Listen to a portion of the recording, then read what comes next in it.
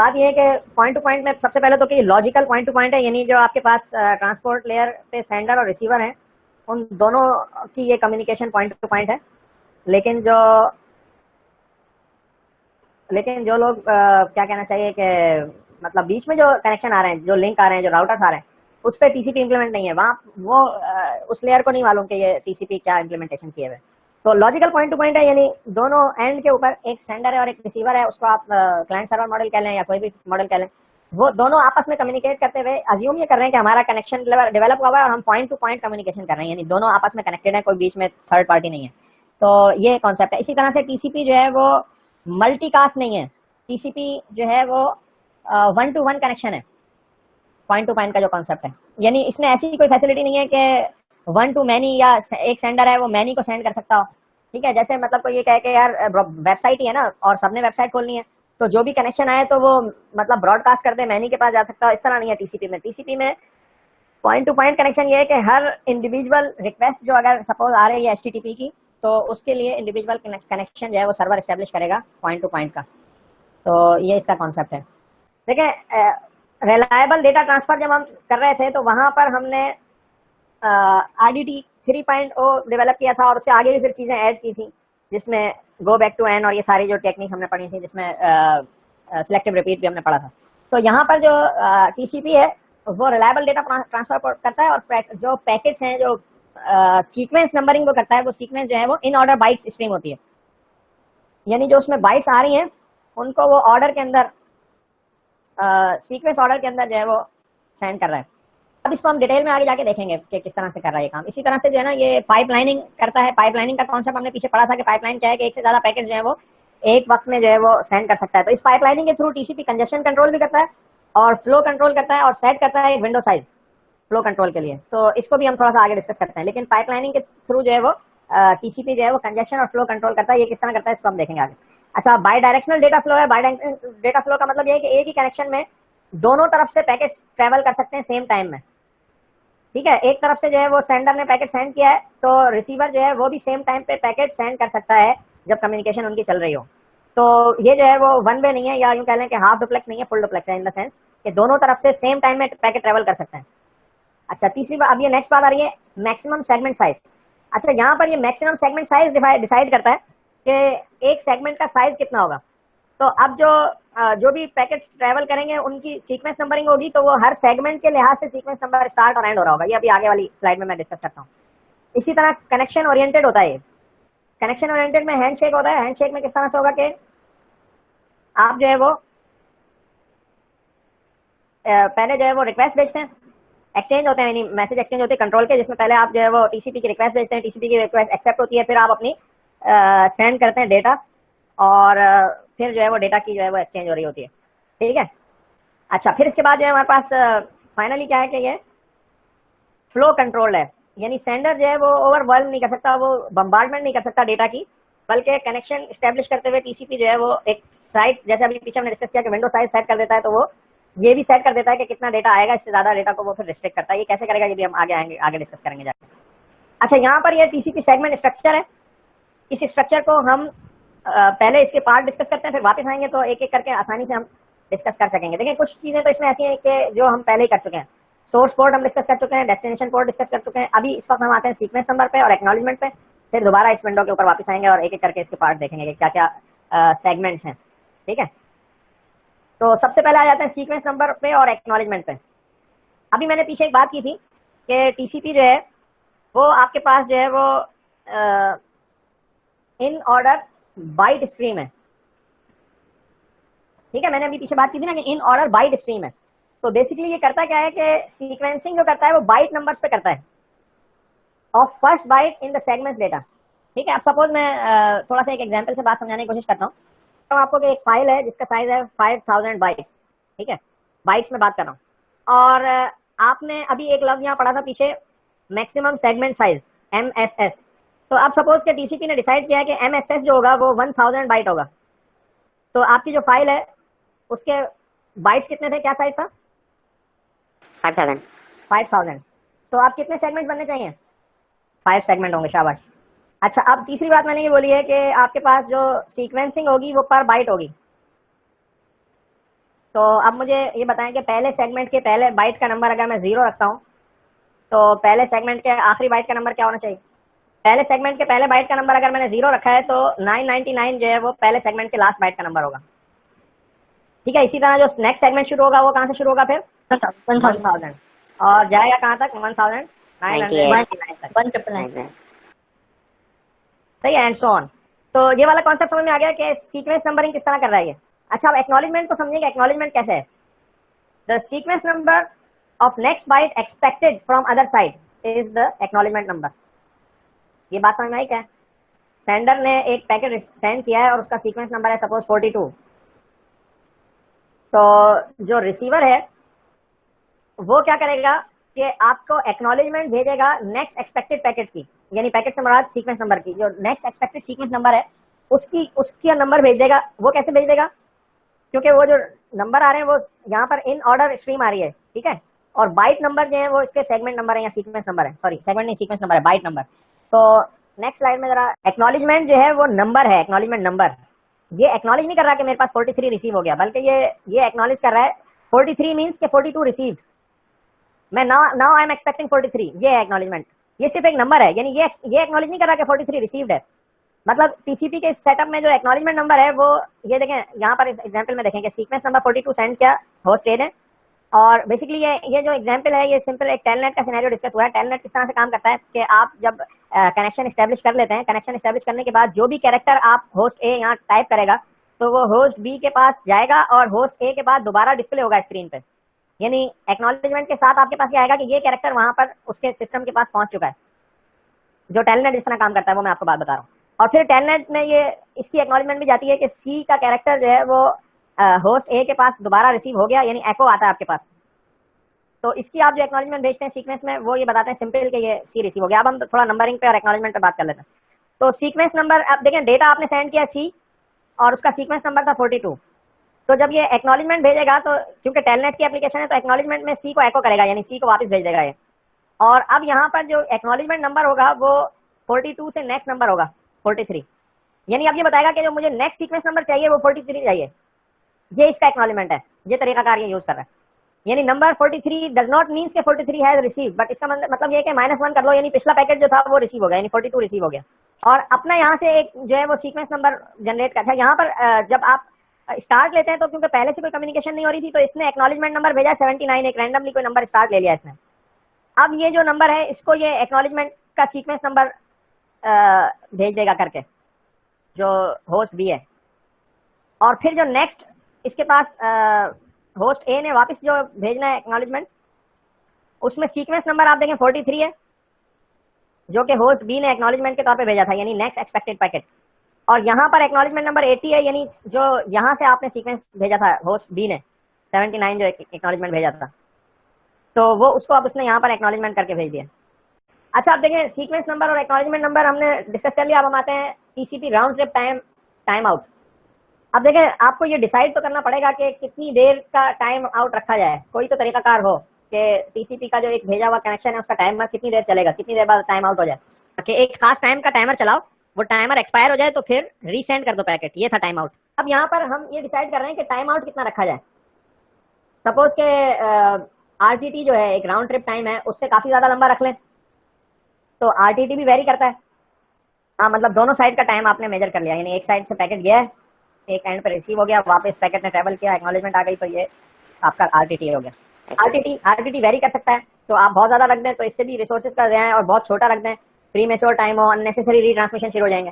Pre mature का मतलब ये है कि अभी आपने पैकेट भेजा, वहां रिसीव हुआ, उसने एक्नॉलेजमेंट भेजा, आपका टाइमर पहले एक्सपायर हो गया, आपने वो पैकेट रीट्रांसमिट कर दिया। अब उस रीट्रांसमिट वाले का भी अभी वो एक्नॉलेजमेंट भेज रहा था, आपने फिर उसका तीसरा भेज दिया, तो एक अननेसेसरी जो है वो रीट्रांसमिशन होने से बैंडविड्थ का बहुत ज्यादा रिसोर्सेज का ज़ाया है। इसी तरह से टू लॉन्ग रखते हैं, स्लो रिएक्शन है तो सेगमेंट जो है वो लॉस भी होंगे, और फिर इसी तरह से जो है वो आपका बहुत स्लो कम्युनिकेशन हो जाएगी। तो टू लॉन्ग भी नहीं रख सकते। तो अब इसका कोई तरीका तो हो, तो how to estimate RTT. RTT को कैसे एस्टिमेट किया जाए, राउंड ट्रिप टाइम को? तो उसको जो है ना एस्टिमेट करने के लिए हमने फार्मूला ड्राइव किया और उसको स्टेप बाय स्टेप समझते हैं कि सबसे पहले हम एक सैंपल आरटीटी ले लेंगे। सैंपल आरटीटी क्या है? Basically measure time from segment transmission until acknowledgement receive. यानी आपने एक सैंपल मैसेज भेजा और उसका एक्नॉलेजमेंट आ गया तो वो टाइम आपने मेजर कर लिया। रीट्रांसमिट का ऑप्शन नहीं है यहाँ पे फिलहाल, रीट्रांसमिट को हम इग्नोर कर रहे हैं। अगली बात आप समझें कि सैंपल आरटीटी विल वेरी।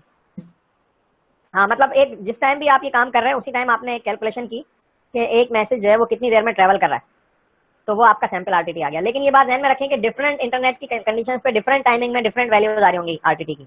मिसाल के तौर पे आपने अभी एक मैसेज भेजा, वो सेवरल मिली सेकंड में रिसीव हो गया और वापस आ गया। दूसरा मैसेज सपोज 3 में आ गया, दूसरा मैसेज भेजा वो 2.5 में आया, तीसरा मैसेज भेजा 3.5 में आया, चौथा मैसेज और कम ज्यादा इस तरह वेरी कर रहा है। जो आरटीटी का टाइम है वो फिक्स नहीं इस तरह से हो सकता, डिपेंड करेगा उस वक्त जिस वक्त मैसेज गया है उस वक्त इंटरनेट की क्या कंडीशन है, तो वो उसके मुताबिक उसको टाइम लगेगा। तो सैंपल टाइम भी डिफरेंट हो सकता है, तो उसको थोड़ा सा स्मूथ करने के लिए हमने क्या किया कि सैंपल टाइम को हमने एवरेज ले लिया। ठीक है, जो रिसेंट मेजरमेंट आपके पास आई उनका आपने एवरेज ले लिया, ना कि ये कि बस एक दफा की वैल्यू आपने लिख दी कि जी ये सैंपल आरटीटी है। तो इससे जो है वो एवरेज से आप जो मतलब देखें ये नेक्स्ट स्लाइड में कि एवरेज से जो है वो आप इसको थोड़ा सा स्मूथ कर लेते हैं वैल्यूज को। और अब थोड़ा सा हम आते हैं फार्मूला ड्राइव करने की तरफ। तो अब एस्टिमेटेड राउंड ट्रिप टाइम किस तरह से कैलकुलेट होगा। एस्टिमेटेड राउंड ट्रिप टाइम में पहले तो आपके पास एस्टिमेटेड राउंड ट्रिप टाइम की वैल्यू में पहले आपने एक कोई भी वैल्यू से स्टार्ट ले लिया एस्टिमेटेड फिलहाल, और यहाँ पर आपने सैंपल आरटीटी की वैल्यू ले ली। और अल्फा जो है बेसिकली एक फैक्टर है जो इन दोनों की वेटेज को, तो यहाँ पर हम basically exponential weighted moving average निकाल रहे हैं। एक्सपोनेंशियल वेटेड मूविंग एवरेज किस तरह से निकल रही है कि जैसे जैसे वैल्यूज आपके पास सैंपल आरटीटी की और जो आपके पास पिछला एस्टिमेटेड आरटीटी टाइम होगा वो आप यहाँ पे यूज कर रहे होंगे, और इसी तरह से सैंपल्स की वैल्यू जो है वो आप यहाँ पर यूज कर रहे होंगे। एक आपने एस्टिमेट किया है और एक आपके पास वैल्यू आ रही है सैंपल, यानी जो जितना टाइम लगा है, तो उन दोनों से एक आप ऐसी वैल्यू निकालना चाह रहे हैं जिससे आप एक एस्टिमेशन अपना सेट करते जाए। मतलब देखें पहली दफा जो आपने वैल्यू एस्टिमेट की थी उसमें और सैंपल आरटीटी में फर्क आ रहा होगा, तो आहिस्ता आहिस्ता ये फार्मूला जो है वो उसको अडॉप्टिव करता जाएगा, खुद ही अपडेट करता जाएगा। यानी सैंपल आरटीटी को आपने सेवरल वैल्यूज ली और फिर जो है वो उसको स्मूथ कर लिया, एवरेज ले ली उसकी। अल्फा एक टिपिकल वैल्यू है जिससे आप इन दोनों की वेटेज को बैलेंस कर रहे होते हैं। सपोज यहाँ पर हम एक टिपिकल वैल्यू अल्फा यूज कर रहे हैं 0.125। 0.125 से क्या फैक्टर होगा, देखें सपोज कि 1 माइनस 0.125 जब आप करते हैं, तो अगर मैं इसको परसेंटेज के सेंस में बात करूं तो 100 माइनस 12.5 कितना हो जाएगा, 87.5। यानी जो एस्टिमेटेड आरटीटी की वैल्यू है वो आप 87% ले रहे हैं, और यहाँ पर आप वैल्यू यूज कर रहे होंगे 12.5। तो जो सैंपल आरटीटी की वैल्यू है वो आप यूज कर रहे हैं 12.5, और इन दोनों का जो सम है वो आप एस्टिमेटेड आरटीटी के तौर पे यूज कर रहे हैं। तो यानी इसके वेटेज आप डिफरेंट कर सकते हैं। सपोज कि आप जो है वो ये वैल्यू बढ़ा दें अल्फा की, तो सैंपल आरटीटी का जो वेट है वो बढ़ जाएगा इस फार्मूले में। और नेक्स्ट स्लाइड में हम आ गए कि आप देखें टीसीपी राउंड ट्रिप टाइम तो आपने एक एस्टिमेट कर लिया, लेकिन यहाँ पर आपको कुछ सेफ्टी मार्जिन रखना पड़ेगा। अगर सेफ्टी मार्जिन नहीं रखते हैं तो फिर दोबारा से जो है वो मसला आ सकता है, क्योंकि एस्टिमेटेड राउंड ट्रिप टाइम की वैल्यू भी फिक्स नहीं आ रही है, या आपके पास एक ही वैल्यू नहीं आएगी हर दफा। तो यहाँ पर हम जो है वो जो टाइम आउट इंटरवल है उसको फाइनल यानी फार्मूला ड्राइव करने के लिए पहले हम जो है वो एक सेफ्टी मार्जिन निकालेंगे। सेफ्टी मार्जिन कैसे निकलेगा, large variation in estimated time की वजह से लार्ज सेफ्टी मार्जिन आएगा, कम वेरिएशन होगी तो कम आएगा। और वो कैसे कैलकुलेट करते हैं कि हम एस्टिमेट करेंगे sample RTT deviation from estimated RTT. Suppose कि ये एग्जैक्ट वैल्यू है जो मैंने लाइन सेंटर में लगाई, तो अब इससे कोई इस पॉइंट पे यहाँ पे इधर लाइन के ऊपर ही हो, ये वैल्यूज कितना डेविएट कर रही है, कितना डिफरेंस आ रहा है पॉजिटिव या नेगेटिव में। ये जो सेंटर की लाइन है, ये वाली लाइन, सपोज ये एग्जैक्ट वैल्यू है, सपोज ये वैल्यू है 40, ठीक है 40 जो भी हो, 40 सपोज माइक्रो सेकंड है। तो अब 40.5 माइक्रो सेकंड और 39.5 माइक्रो सेकंड जो इससे इधर और उधर वेरी कर रहे होंगे वैल्यूज, तो वो उसकी डेविएशन है। तो ये डेविएशन हम कैलकुलेट करेंगे किसकी, डेविएशन इन आरटीटी, राउंड ट्रिप टाइम में जो डेविएशन आ रही होगी वो कैलकुलेट करने के लिए। देखिए सैंपल आरटीटी जो है वो उसी वक्त का सैंपल है जिस वक्त आप ये कैलकुलेशन कर रहे हैं। जिस वक्त भी वो टीसीपी का कनेक्शन वैल्यू सेट करेगा तो वो फौरी तौर पे उस वक्त का सैंपल या उससे कुछ पीछे के 2 4 5 सैंपल लेके और उसका एवरेज ये मेजर करेगा उसी वक्त। ओके सर, कोई 1 घंटे पुराना एवरेज नहीं होगा या 1 घंटे पुराना सैंपल नहीं होगा, रिसेंट बिल्कुल। इसी तरह जो एस्टिमेटेड आरटीटी है वो भी जस्ट जो पहली कैलकुलेशन आई उसकी वैल्यू नेक्स्ट दफा में यूज हो रही होती है फार्मूले में, तो ये भी उसी वक्त हाथ के हाथ कैलकुलेट हो रहा होगा हर दफा। अब यहाँ पर इस देखें, यहाँ पर बीटा के नाम से हम एक फैक्टर यूज कर रहे हैं। ये बीटा भी वही सेम फैक्टर है कि जो हम एक्सपोनेंशियल मूविंग एवरेज ले रहे होते हैं उसमें। यहाँ पर हम बीटा की वैल्यू सपोज 0.25 ले रहे हैं, तो इसका मतलब क्या हुआ 0.25 का, कि ये जो वैल्यू है जिसमें हमने sample RTT minus estimated RTT लिया, यानी जो डेविएशन हम ले रहे हैं इन दोनों की वैल्यू की डेविएशन ले रहे हैं। डेविएशन समझ रहे हैं ना कि एक सैंपल आरटीटी की वैल्यू आई और एक एस्टिमेटेड आरटीटी की वैल्यू आपने एस्टिमेट की थी, इन दोनों का डिफरेंस लिया और मॉड ले लिया, यानी एब्सोल्यूट वैल्यू ले ली, माइनस में आएगी तो प्लस काउंट की जाएगी। तो इसके साथ आपने बीटा का फैक्टर मल्टीप्लाई कर दिया, तो यानी समझ लें कि ये जो वैल्यू है, ये वाली वैल्यू आपकी 25% हो गई और ये वैल्यू 75% हो गई। 1 माइनस 0.75 1 माइनस 0.25 यानी 0.75 आएगी इसकी वैल्यू। तो इस तरह से जो है वो डेविएशन आरटीटी की हम कैलकुलेट कर लेंगे। तो फाइनल हमारा जो टाइम आउट इंटरवल होगा उसमें एस्टिमेटेड आरटीटी जो हमने पिछले स्लाइड में ऐड किया प्लस 4 इंटू डेविएशन आरटीटी, ताकि जो है वो हम जो डेविएशन आ रही हो उसका एक सेफ मार्जिन रख सकें, ताकि जो है वो हमारे पास जो है वो इसमें भी एरर ना आए और बार बार रीट्रांसमिशन ना करनी पड़े। ये हम रिवाइज करें जल्दी से कि वो क्या था हमारे पास। जो हम टाइमर सेट कर रहे हैं वो किसका सेट कर रहे हैं कि वो जो मैसेज सेंडर सेंड कर रहा है, और दो किस्म के सिनेरियो हमने डिस्कस किए हैं। कोई था, एक हमने जीबीएन का कॉन्सेप्ट डिस्कस किया है यानी गो बैक टू एन, और एक हमने जो है वो कॉन्सेप्ट डिस्कस किया है जिसमें सिलेक्टिव रिपीट का था। देखिए जीबीएन और सिलेक्टिव रिपीट दोनों के अंदर आप जो है वो मल्टीपल पैकेट सेंड कर सकते हैं विदाउट वेटिंग फॉर एक्नॉलेजमेंट, ठीक है। लेकिन जो जीबीएन काम करता है वो इस बेस पे करता है कि वो इन ऑर्डर पैकेट रिसीव करेगा, आउट ऑफ ऑर्डर पैकेट को डिस्कार्ड कर देगा और एक्नॉलेजमेंट भेजेगा last in order receive packet की। ये जीबीएन की बात हो गई। अब सिलेक्टिव रिपीट किस तरह से करता है कि वो आउट ऑफ ऑर्डर पैकेट्स को भी जो है वो बफर करता है, और फिर जब उसके पास रिसीव हो जाते हैं तो फिर उनको वो ऊपर एप्लीकेशन को पास कर देता है। अच्छा देखिए, फर्क दोनों में ये था कि एक में तो जो है आपके पास जो टाइमर होता था वो सेंड बेस पे होता था, जीबीएन के अंदर टाइमर सेंड बेस पे होता था। सेंड बेस क्या होता था, जो आपका फर्स्ट अनएक्नॉलेज पैकेट उसको कह लें आप, जो विंडो साइज में जो सेंड बेस है वो पहला पैकेट है जिसकी अपनी अभी आपके पास एक्नॉलेजमेंट नहीं आई है, या जो आपकी विंडो जिसको आप सेंड कर रहे हैं उसका पहला पैकेट है। तो जब आपके पास कहीं पर भी पैकेट लॉस्ट होगा तो उस पूरी विंडो में आप जो सेंड रीसेंड करेंगे यानी जीबीएन एन किस पे जाएंगे, तो आप एन क्या होगा आपका सेंड बेस होगा, यानी पहला पैकेट सेंड बेस होगा। जबकि सिलेक्टिव रिपीट में क्या होता था, सिलेक्टिव रिपीट में हर पैकेट का टाइमर चलाता था वो। तो ये दोनों का डिफरेंस है। यहाँ पे क्यूमुलेटिव है, क्यूमुलेटिव इस तरह से, क्यूमुलेटिव का कॉन्सेप्ट इस तरह से कि अगर आपके पास इन ऑर्डर पैकेट रिसीव हो रहे हैं तो वो आपको एक्नॉलेजमेंट देगा, वरना जो है वो पिछले पैकेट्स भी सारे डिस्कार्ड कर देगा और आपको फिर गो बैक टू एन यानी जो सेंड बेस था वहां से स्टार्ट करना पड़ेगा। तो ये थोड़ी सी मैंने बात आपको रिमाइंड कराई दोबारा, ठीक है। अच्छा, पहली बात तो ये कि टीसीपी जो creates RDT service on top of IPs unreliable service, ठीक है ना। आईपी जो एक इंटरनेट प्रोटोकॉल जो है वो एक अनरिलायबल सर्विस है जो कि आपकी मतलब नेटवर्क लेयर पे जो आईपी प्रोटोकॉल चल रहा है। तो ट्रांसपोर्ट लेयर जो है वो बेसिकली आरडीटी डेवलप कर रही है या एक क्रिएट कर रही है ऑन टॉप ऑफ आईपी, और आईपी एक अनरिलायबल सर्विस है। तो क्या क्या सर्विसेज यूज करते हुए कर रही है ये हम थोड़ा सा यहाँ पर डिस्कस करते हुए आगे चलते हैं। तो पहली बात तो ये कि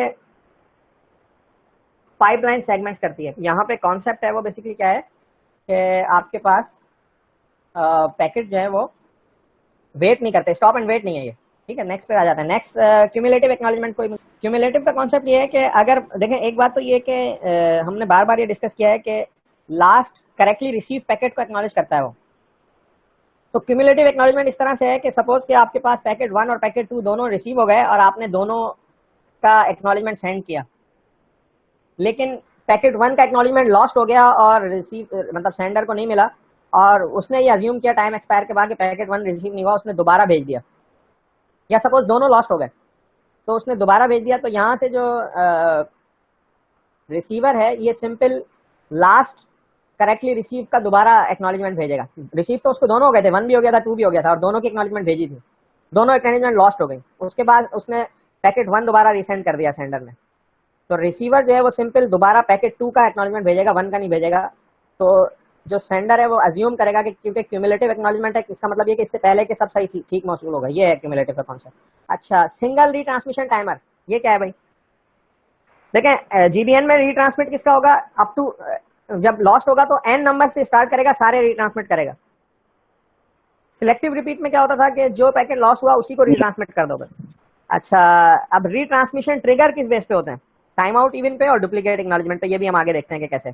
अब पहला एजम्पशन हम ये ले रहे हैं कि जो स्टार्ट में जो हमारा सिंप्लीफाइड टीसीपी सेंडर है वो इग्नोर करता है डुप्लीकेट एक्नॉलेज को और इग्नोर करता है इसी तरह ओवरफ्लो और कंजेशन कंट्रोल को। ये दोनों टॉपिक हम आगे जाके एंड में डिस्कस करेंगे। उससे पहले सादा सा जो हम टॉपिक कर रहे हैं उसमें ये दो एजम्पशन।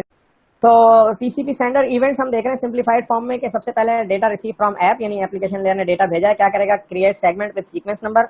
सीक्वेंस नंबर हमने कल डिस्कस किया डिटेल में कि टीसीपी सीक्वेंस नंबर किस तरह से जनरेट करता है। स्टार्ट में कोई रैंडम नंबर से स्टार्ट ले सकता है, लेकिन नंबर शुरू कहाँ से होगा, सीक्वेंस इज बाइट स्ट्रीम, यानी हर बाइट के ऊपर नंबर होगा, और पहला नंबर जो होगा वो बेसिकली पहले बाइट का जो फर्स्ट डेटा है उसका फर्स्ट बाइट नंबर जो होगा वो फर्स्ट नंबर होगा सीक्वेंस का। अच्छा, अब फिर क्या करेगा कि जी स्टार्ट टाइमर कर दो अगर ऑलरेडी स्टार्ट नहीं है। और ये अब रिमाइंड करें कि हमने टाइमर का क्या कॉन्सेप्ट पढ़ा था कि टाइमर किसका होगा, ये हमने दोनों में कॉन्सेप्ट पढ़े थे। तो think of timer as oldest unacknowledged segment. ठीक है, जो ओल्डेस्ट अनएक्नॉलेजमेंट होगा, ये थोड़ा सा जाके इसको आप दोबारा भी देखिएगा पीछे टॉपिक को, जब हमने सिलेक्टिव रिपीट और जीबीएन पढ़ रहे थे तो वो दोनों पे विंडो साइज जो है वो चेंज हो रहा होता है। विंडो जो है वो स्लाइडिंग विंडो का हमने कॉन्सेप्ट पढ़ा था। तो यहाँ पर वो टाइमर कौन सा होता है, जो ओल्डेस्ट अनएक्नॉलेज है, यानी जो आपके पास सेंड किए हुए में से जो सबसे ओल्डेस्ट है सीक्वेंस नंबर के लिहाज से ही, तो उसका जो है ना वो टाइमर चल रहा होता है। अच्छा, एक्सपायरेशन इंटरवल जो हमने कल कॉन्सेप्ट पढ़ा है, टाइम आउट इंटरवल, वो चला रहा होता है, उसकी बेस पे चल रहा होता है। अच्छा, टाइम आउट की सूरत में फिर क्या करें, ये अभी हमने डिस्कस कर लिया, डेटा रिसीव फ्रॉम ऐप, तो ये सारे स्टेप्स करेगा। फिर टाइम आउट का अगर इवेंट होता है तो उसकी सूरत में क्या करेगा, रीट्रांसमिट करेगा segment that cause the time out. ठीक है, उस सेगमेंट को सिर्फ रीट्रांसमिट कर देगा जो कॉज बन रहा है टाइम आउट का। अच्छा, रीस्टार्ट टाइमर कर देगा उसके साथ साथ। ये यहाँ तक 3 इवेंट हमने डिस्कस कर लिए। अब आ गए एक्नॉलेजमेंट रिसीव के कॉन्सेप्ट पे कि एक्नॉलेजमेंट रिसीव हुई तो if acknowledge previously unacknowledge packet, तो उसमें क्या क्या होगा, अपडेट करेगा what is known to be acknowledge. मतलब जो हमारे पास अनएक्नॉलेज पैकेट थे, जो अभी हमने डिस्कस किया कि सैंड बेस का एक कॉन्सेप्ट है कि जहाँ से वो स्टार्ट ले रहा होता है पैकेट का विंडो का, तो उनको वो एक्नॉलेज करता जाएगा और वो एक्नॉलेज पैकेट जो है वो पीछे मूव होते जाएंगे और फिर सैंड बेस आपका आगे मूव करता चला जाएगा। अच्छा, फिर इसी तरह से स्टार्ट टाइमर करो, start timer if there are still unacknowledged segments. तो अनएक्नॉलेज सेगमेंट अगर अभी भी हो तो फिर टाइमर स्टार्ट कर दो। तो ये इवेंट्स हैं, इनको हम जो है वो एफएसएम की फॉर्म में देख लेते हैं, और इस एफएसएम को हम कई दफ़ा डिस्कस कर चुके हैं। यहाँ पर हम ये सिंप्लीफाइड टीसीपी का एक मतलब वर्जन देख रहे हैं। ये वही बातें जो पिछली स्लाइड में हम कर चुके हैं, थोड़ा सा इसको क्विकली जो है वो डिस्कस करेंगे। Data receive from application above, ठीक है, डेटा रिसीव हुआ, और मैं ये डिस्कस कर चुका हूँ लास्ट टाइम जब हमने 2-3 दफा मतलब एफएसएम पढ़ रहे थे कि ये जो बार है वो बेसिकली एक एक्शन टेकन को शो कर रहा होता है कि अब एक्शन हो रहा है। अब एक्शन आप क्या कर रहे हैं, क्रिएट सेगमेंट। क्रिएट सेगमेंट के लिए यहाँ पर sequence number basically next sequence number होगा। शुरू में वो एक सीक्वेंस नंबर को रैंडमली चूज कर सकता है, उसके बाद फिर जो है वो उसका रूल डिफाइन हो रहा है कि रूल क्या होगा। इसको थोड़ा सा आप नोटिस कर लें कि कल भी हम इस पर बात कर चुके हैं कि नेक्स्ट सीक्वेंस नंबर का कैसे इसको पता चलता है। कल भी हमने ये डिस्कस किया था ना कि वो नेक्स्ट सीक्वेंस नंबर को एज एक्नॉलेजमेंट भेज रहा होता है, लेकिन वो ये बताता है कि मैं नेक्स्ट ये पैकेट एक्सपेक्ट कर रहा हूँ। तो यहाँ पर यही चीज सेट हो रही है, देखें नेक्स्ट सीक्वेंस नंबर बेसिकली क्या है, जो करंट नंबर था वो, और प्लस ऐड कर रहा है लेंथ ऑफ द डेटा। तो सपोज कि आपने जो ये पैकेट भेजा है नेक्स्ट सीक्वेंस नंबर, जिसका नंबर जो भी नंबर था, सपोज नंबर 1 आपने पैकेट भेजा है, तो उसकी जो लेंथ होगी डेटा की बाइट्स के अंदर, क्योंकि बाइट स्ट्रीम है, ये बार बार मैं डिस्कस कर रहा हूँ, सुबह से मैंने स्टार्ट में भी अभी क्लास के स्टार्ट में भी ये बात कही कि बाइट स्ट्रीम की नंबरिंग होती है। तो सपोज के 8 बाइट्स इसने भेजे हैं, तो नेक्स्ट स्ट्रीम क्या बनेगा, 1 + 8 यानी 9 हो जाएगा नेक्स्ट जो कमिंग सीक्वेंस आ रहा होगा नंबर उसका। तो ठीक है, तो नेक्स्ट सीक्वेंस नंबर का भी आपको क्लियर हो गया। अब आ जाते हैं if timer currently not working running, तो फिर वो टाइमर स्टार्ट कर देगा। टाइमर का पीछे भी बात कर चुका हूँ कि टाइमर ओल्डेस्ट जो अनएक्नॉलेज पैकेट है उस पर सेट करेगा। तो अगर ओल्डेस्ट पैकेट एक्नॉलेज हो चुका है और जिस पैकेट पे ये बात हो रही है वो ओल्डेस्ट बन गया, तो फिर यहाँ पे टाइमर स्टार्ट कर देगा। टाइम आउट का केस सिनेरियो देख लेते हैं। टाइम आउट का इवेंट आया तो उसके नतीजे में क्या ये एक्शन होगा, retransmit not yet acknowledge segment, जो अभी तक नॉट एक्नॉलेज हो उनको रीट्रांसमिट कर दो with the smallest sequence number. अच्छा, स्मॉलेस्ट सीक्वेंस नंबर वही स्मॉलेस्ट सीक्वेंस नंबर होगा जो अनएक्नॉलेज में स्मॉलेस्ट सीक्वेंस नंबर है, ठीक है, और फिर स्टार्ट कर दो टाइम। एक्नॉलेज रिसीव्ड के सिनेरियो को देख लेते हैं। Acknowledge received with acknowledge field y. Y basically क्या चीज है, वाई वो सीक्वेंस है जो यहाँ पर जो रिसीवर है उसने आपको रिटर्न किया। रिसीवर बेसिकली क्या है, नेक्स्ट सीक्वेंस नंबर रिसीव वो भेज रहा होता है। वाई जो है बेसिकली नेक्स्ट सीक्वेंस नंबर है। वाई क्या चीज है, जो सेंडर ने सेंड किया था पैकेट, उसके पैकेट्स का नंबर उसने उस सीक्वेंस के साथ ऐड किया और वो उसको वापस रिटर्न कर दिया एज एक्नॉलेजमेंट।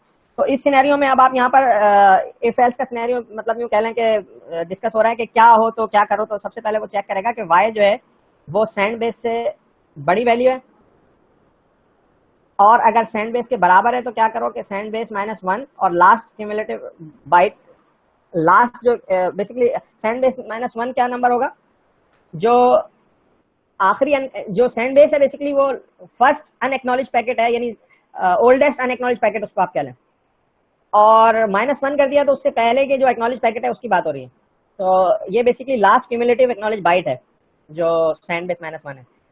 तो और अगर if there are currently not acknowledge segments तो टाइमर स्टार्ट कर देगा, अदरवाइज टाइमर को स्टॉप कर देगा। तो वही बात है जो हमने पिछली स्लाइड में डिस्कस की है, वही सारी बात यहाँ पर दी हुई। और ये मैं डिस्कस कर चुका हूँ कि उल्टा वी या लैम्डा, कैपिटल लैम्डा जो है वो नो एक्शन टेकन का है, नेक्स्ट सीक्वेंस नंबर से दोबारा इनिशियल सीक्वेंस नंबर स्टार्ट ले लेगा, सैंड बेस को इनिशियल सीक्वेंस कर देगा और फिर दोबारा से ये साइकिल स्टार्ट हो जाएगा इसका। सही सही है। तो अब आ जाते हैं हम टीसीपी के रीट्रांसमिशन सिनेरियो डिस्कस कर रहे हैं एक एक करके। सही है। सबसे पहला सिनेरियो क्या है कि लॉस्ट एक्नॉलेजमेंट सिनेरियो है, कि एक्नॉलेजमेंट लॉस्ट हो गया। बिल्कुल सीधा सा सिनेरियो है, मेरे ख्याल है कई दफा हम पहले भी इस तरह के सिनेरियो डिस्कस कर चुके हैं। सीक्वेंस नंबर था 92, 8 बाइट्स का डेटा था, तो नेक्स्ट सीक्वेंस नंबर क्या होगा, 92 + 8 100, सिंपल हो गया, लॉस्ट। ये अब आपके होस्ट ए जो सेंडर था उसके पास नहीं पहुंचा, तो सेंडर ने दोबारा से जो है वो सेम जो लास्ट अनएक्नॉलेज पैकेट था वो सेंड कर दिया, और फिर दोबारा इसने एक्नॉलेजमेंट सेंड कर दिया। ये बिल्कुल सादा सिनेरियो है, इसमें कोई कॉम्प्लेक्सिटी है नहीं। नेक्स्ट सिनेरियो में आ गए जनाब। नेक्स्ट सिनेरियो है प्री मैच्योर टाइम आउट। हुआ ये कि आपने पाइपलाइनिंग में मल्टीपल पैकेट भेजे, 2 पैकेट आपने सेंड किए, एक का सीक्वेंस 92 था, दूसरे का सीक्वेंस 100 था, एक्नॉलेजमेंट एक का 100 एक का 120 सेंड हो गया। अच्छा, अब थोड़ा सा ना यहाँ पर सेंड बेस सीक्वेंस और नेक्स्ट सीक्वेंस ये वाले कॉन्सेप्ट जरा क्लियर समझते जाएगा, पिछली सारी बातें आपको क्लियर होती जाएंगी इंशाल्लाह। तो सेंड बेस 92 था किस पैकेट का, जो फर्स्ट पैकेट सेंड किया, और सेकंड पैकेट जो सेंड किया उसका सेंड बेस होगा 100। ठीक है। इसी तरह जो यहाँ पर रिसीवर है उसने जो एक्नॉलेज किया है वो क्या किया, simple sequence plus number of bytes add करके ये एक्नॉलेजमेंट 100 भेज दिया, इसी तरह 120 भेज दिया। अच्छा, हुआ ये कि टाइमर जो है वो प्री मैच्योर आउट हो गया, दोनों एक्नॉलेजमेंट सेंडर को पहुंचे ही नहीं थे। तो जब सेंडर को दोनों एक्नॉलेजमेंट नहीं पहुंचे तो उसने अज्यूम किया कि पैकेट जो है ना वो लॉस्ट हो गए, तो उसने लास्ट जो एक्नॉलेज सीक्वेंस थी या सेंड बेस था वहां से दोबारा स्टार्ट कर दिया। तो उसने जो है वो पैकेट आपको भेज दिया दोबारा से सीक्वेंस 92 और 8 का। तो हम ये डिस्कस कर चुके हैं कि ये बेसिकली क्या करता है, ये लास्ट करेक्टली रिसीव पैकेट की एक्नॉलेजमेंट दोबारा भेजता है। तो इसने दोबारा जो है 120 की एक्नॉलेजमेंट भेज दी कि जी ये रिसीव हो गया। अच्छा, यहाँ देखें जब लेट पहुंचे पैकेट तो सेंडर जो है वो ऑलरेडी सेंड बेस चेंज कर चुका है। लेट आने वाले एक्नॉलेजमेंट्स के ऊपर सेंड बेस ऑलरेडी उसने 120 सेट कर लिया है, तो ये डुप्लीकेट आया इसके पास। तो वो अज्यूम कर लिया कि इसने कि ये डुप्लीकेट क्यों आया। ये समझ में आ गई बात। सेंड बेस बेसिकली डिसाइड कर रहा है विंडो को भी शिफ्ट करने पे। अच्छा, अब हम आ जाते हैं एक और सिनेरियो पे, क्यूमुलेटिव एक्नॉलेजमेंट का। क्यूमुलेटिव यहाँ पर अच्छी तरह समझ में आ जाना चाहिए आपको, अगर अभी तक आपको क्यूमुलेटिव में कंफ्यूजन था। क्यूमुलेटिव एक्नॉलेजमेंट टीसीपी किस तरह से भेजता है कि देखें, पैकेट उसने सेंड किया सीक्वेंस 92 और सीक्वेंस 100 वाला। सीक्वेंस 92 जो था उसका एक्नॉलेजमेंट 100 जो था वो लॉस्ट हो गया, वो नहीं पहुंचा, लेकिन एक्नॉलेजमेंट 120 पहुंच गया सेंडर को विद इन अ टाइम। तो इसने अपना सेंड बेस जो है ना वो चेंज कर लिया, यानी सीक्वेंस नंबर 120 से आगे उसने पैकेट सेंड करना शुरू कर दिया। यानी क्यूमुलेटिव एक्नॉलेजमेंट क्या है कि every packet receive before 120, every packet from before 120 has been received. यानी अगर 100 का एक्नॉलेजमेंट नहीं भी मिला तो वो 100 को रीट्रांसमिट नहीं करेगा, क्योंकि उसके पास 120 एक्नॉलेजमेंट आ चुका है। 120 एक्नॉलेजमेंट का मतलब ये है कि up to 119 packet is received, now send 120 and onward. Cumulative acknowledgement का कॉन्सेप्ट ये है कि up to correctly receive packet का अगर उसके पास एक्नॉलेजमेंट आ जाए तो बाकी पीछे वाले सारे का लॉस्ट भी हो जाए एक्नॉलेजमेंट, तो वो अज्यूम करेगा कि उसने सेंड किया होगा, वरना वो सेंड ही नहीं करता नेक्स्ट का एक्नॉलेजमेंट। ये है बेसिकली क्यूमुलेटिव का कॉन्सेप्ट। अच्छा, अब ये जो स्लाइड है ये बेसिकली टीसीपी एक्नॉलेज जनरेशन का पूरा एक इवेंट एट रिसीवर और टीसीपी रिसीवर एक्शन ये सारा डिस्कस कर रहा है। ये स्लाइड RFC 112 और RFC 25181 में ये डिटेल में डिस्कस हुआ है। इसको हम बस जल्दी से आगे कर रहे हैं। मैं इस स्लाइड को ज़्यादा डिस्कस नहीं कर रहा हूँ, सिंपल मैं ये बता रहा हूँ सिनेरियो क्या है। ऑलरेडी एक्नॉलेज सिनेरियो है, एक्नॉलेज पेंडिंग का सिनेरियो है, गैप डिटेक्टेड का है, और इसी तरह से how to fill the gap, gap fill किस तरह करेगा, कंप्लीट टू फिल गैप्स को किस तरह से। तो इसमें क्या एक्शंस हो रहे हैं ये लिखें आप, इसको थोड़ा सा स्लाइड को देखें। ये सारी बातें हम तकरीबन कर चुके हैं या कुछ बातें आगे कर लेंगे, तो ये एक समरी टाइप का है, तो इसको आपने जाके खुद देखना है, बुक से भी पढ़ना है। नहीं कुछ कंफ्यूजन है तो नेक्स्ट क्लास में इसको फिर डिस्कस करेंगे इंशाल्लाह। आई अज्यूम के आप इसको जाके एक दफा देखेंगे तो आपको समझ में आ जाएगा, बुक के साथ रेफर करें। अब आ रहे हैं टीसीपी फास्ट ट्रांसमिट के कॉन्सेप्ट पे। प्रॉब्लम देखें, समझें प्रॉब्लम पहले। प्रॉब्लम क्या है कि इस डायग्राम पे आ जाता हूँ डायरेक्ट। प्रॉब्लम देखें ये है कि मल्टीपल पैकेट्स भेजे, पाइपलाइनिंग अलाउड है, तो उसने मल्टीपल पैकेट भेजे, packet with sequence 100 is lost, ठीक है। तो 100 की सीक्वेंस का पैकेट लॉस्ट हो गया, तो आप देखें यहाँ पर इसके पास मल्टीपल एक्नॉलेजमेंट आ गए 100 के, सॉरी सीक्वेंस, हाँ सीक्वेंस 92 का जो पैकेट थे उसकी एक्नॉलेजमेंट 100 होगी ना, तो ये इसके पास मल्टीपल एक्नॉलेजमेंट आ रहे हैं, लेकिन अभी टाइमर आउट ही नहीं हुआ है, तो वो नेक्स्ट पैकेट रिट्रांसमिट नहीं करेगा जो हमारा सादा सा सिनेरियो था उसके सेंस में। तो अगर ऐसा नहीं करता है तो इसमें हमारा वेस्टेज बहुत है। तो करता क्या है basically, time out period often relatively long delay before resending the lost packet. तो अब अगर इस डिले इतना लंबा हो कि इसमें जो है वो आपके पास 4-5 पैकेट आपने भेजे और वो मुस्तकिल कहा जा रहा है जी पहला पैकेट ही लॉस्ट हो गया, तो अब आपके पास टाइमर का वेट करने में फर्दर टाइम बहुत लॉस्ट यानी जाया होगा, सही है ना। तो इसका तरीका ये हो कि detect lost segment via duplicate acknowledgements, सही है। तो इसको हम फास्ट रिट्रांसमिट किस तरह कर सकते हैं कि डुप्लीकेट एक्नॉलेजमेंट से आप डिटेक्ट कर लो। देखें हम तो डिटेक्ट कर रहे हैं, हमने तो सिनेरियो देख के समझ में आ गया, क्योंकि हमें तो पता है दोनों साइड का नजर आ रहा है, लॉस्ट का भी हमें पता है, ठीक है। लेकिन जो सेंडर है उसका व्यू नहीं है इस तरफ का, उसको नहीं पता कि कौन सा पैकेट लॉस्ट हुआ है कौन सा रिसीव हुआ है। तो अब जब मल्टीपल एक्नॉलेजमेंट 100 ही की आ रही है, तो उसको ये नहीं पता कि इसके बाद के कौन से पैकेट पहुंचे कौन से पैकेट नहीं पहुंचे, समझ रहे। तो वो दोबारा रीसेंड करेगा फ्रॉम सीक्वेंस 100 सारे पैकेट। तो इसको बचाने के लिए यहाँ पर ये डुप्लीकेट एक्नॉलेजमेंट का कॉन्सेप्ट रखा है कि डुप्लीकेट एक्नॉलेजमेंट जो है वो अगर आए तो sender often sends many segments back to back, तो if segment is lost there likely be many duplicate acknowledgement. और अब यहाँ पर टीसीपी ने फास्ट ट्रांसमिट के लिए क्या रूल यहाँ पर रखा कि if sender receives 3 acknowledgements for same data, तो ट्रिपल डुप्लीकेट एक्नॉलेजमेंट। तो इसका मतलब है कि आप resend acknowledgement segment with smallest sequence number. तो यहाँ पर आप टाइमर का वेट ना करो बल्कि रीसेंड कर दो एक्नॉलेजमेंट। यहाँ एक्नॉलेजमेंट लॉस्ट हुआ था, पैकेट आ गया था, तो अब जो है ना इसने जो लास्ट करेक्टली रिसीव पैकेट था उसका एक्नॉलेजमेंट दोबारा रीसेंड कर देना, अगर इसके पास दोबारा भी अगर ये भेजता है रीट्रांसमिट करता है। लेकिन यहाँ पे केस ये है कि वो रीट्रांसमिट नहीं करेगा, क्योंकि क्यूमुलेटिव एक्नॉलेजमेंट है, वो अज्यूम कर लेगा, जैसे उसको पता चलेगा कि एक्नॉलेजमेंट 120 आया है तो वो अज्यूम कर लेगा कि 100 का भी एक्नॉलेजमेंट आ गया होगा, इसीलिए 120 इसने भेजा है, वरना कभी भी ना भेजता है, ठीक है। तो वो अज्यूम खुद कर लेगा कि acknowledgement of 100 is lost, so don't worry, just start from 120, don't bother about the acknowledgement. यहाँ पर केस डिफरेंट है, ये केस क्या है कि पैकेट ही लॉस्ट हो गया है, एक्नॉलेजमेंट नहीं लॉस्ट हुआ, पैकेट लॉस्ट हुआ है। पैकेट लॉस्ट हुआ है, इसकी वजह से वो रीसेंड कर रहा है 100 हर पैकेट के रिसीव पे 100 कर रहा है, क्योंकि ये हम डिस्कस कर चुके हैं कि वो लास्ट करेक्टली पैकेट की एक्नॉलेजमेंट भेजता रहेगा जब तक उसके पास करेक्ट पैकेट इन ऑर्डर नहीं आएगा, सही है। अभी हमने बफरिंग वाला कॉन्सेप्ट नहीं इसमें ऐड किया हुआ है, ये सिंपल रीट्रांसमिट समझने के लिए कर रहे हैं। तो रीट्रांसमिट का कॉन्सेप्ट क्या है कि 3 कंटिन्यूअसली डुप्लीकेट आ जाए, यानी पहला जो पैकेट आया 100 ये बेसिकली एक्नॉलेजमेंट है, उसके बाद जो 3 आए वो डुप्लीकेट एक्नॉलेजमेंट है। तो 3 डुप्लीकेट आ जाए तो अज्यूम कर लो कि पैकेट लॉस्ट हो गया, वेट ना करो टाइमर का और बस फौरन ही रीसेंड कर दो। तो देखें इसने टाइमर का वेट नहीं किया और यहाँ से वो सीक्वेंस 100 से आगे दोबारा से सेंड कर दिया। तो थोड़ा सा फ्लो कंट्रोल का प्रॉब्लम समझ लेंगे, फ्लो कंट्रोल में की जरूरत क्यों है। अब देखें जो टीसीपी का रिसीवर का एक सॉकेट है, टीसीपी रिसीवर एंड की बात हो रही है, रिसीवर प्रोटोकॉल स्टैक की बात हो रही है। रिसीवर के पास जो टीसीपी सॉकेट रिसीवर है यहाँ वो बफरिंग करता है, पैकेट्स को बफर करता है, और जैसे ही पैकेट उसके पास इन ऑर्डर हो जाते हैं तो वो बफर जो है वो ऊपर एप्लीकेशन लेयर की तरफ डेटा को जो है वो ट्रांसफर कर देता है, यानी एप्लीकेशन लेयर जो है वो डेटा लेती रहती है, एप्लीकेशन में remove data from TCP socket buffer, ठीक है ना, जैसे जैसे उसके पास ऑर्डर आता जाएगा।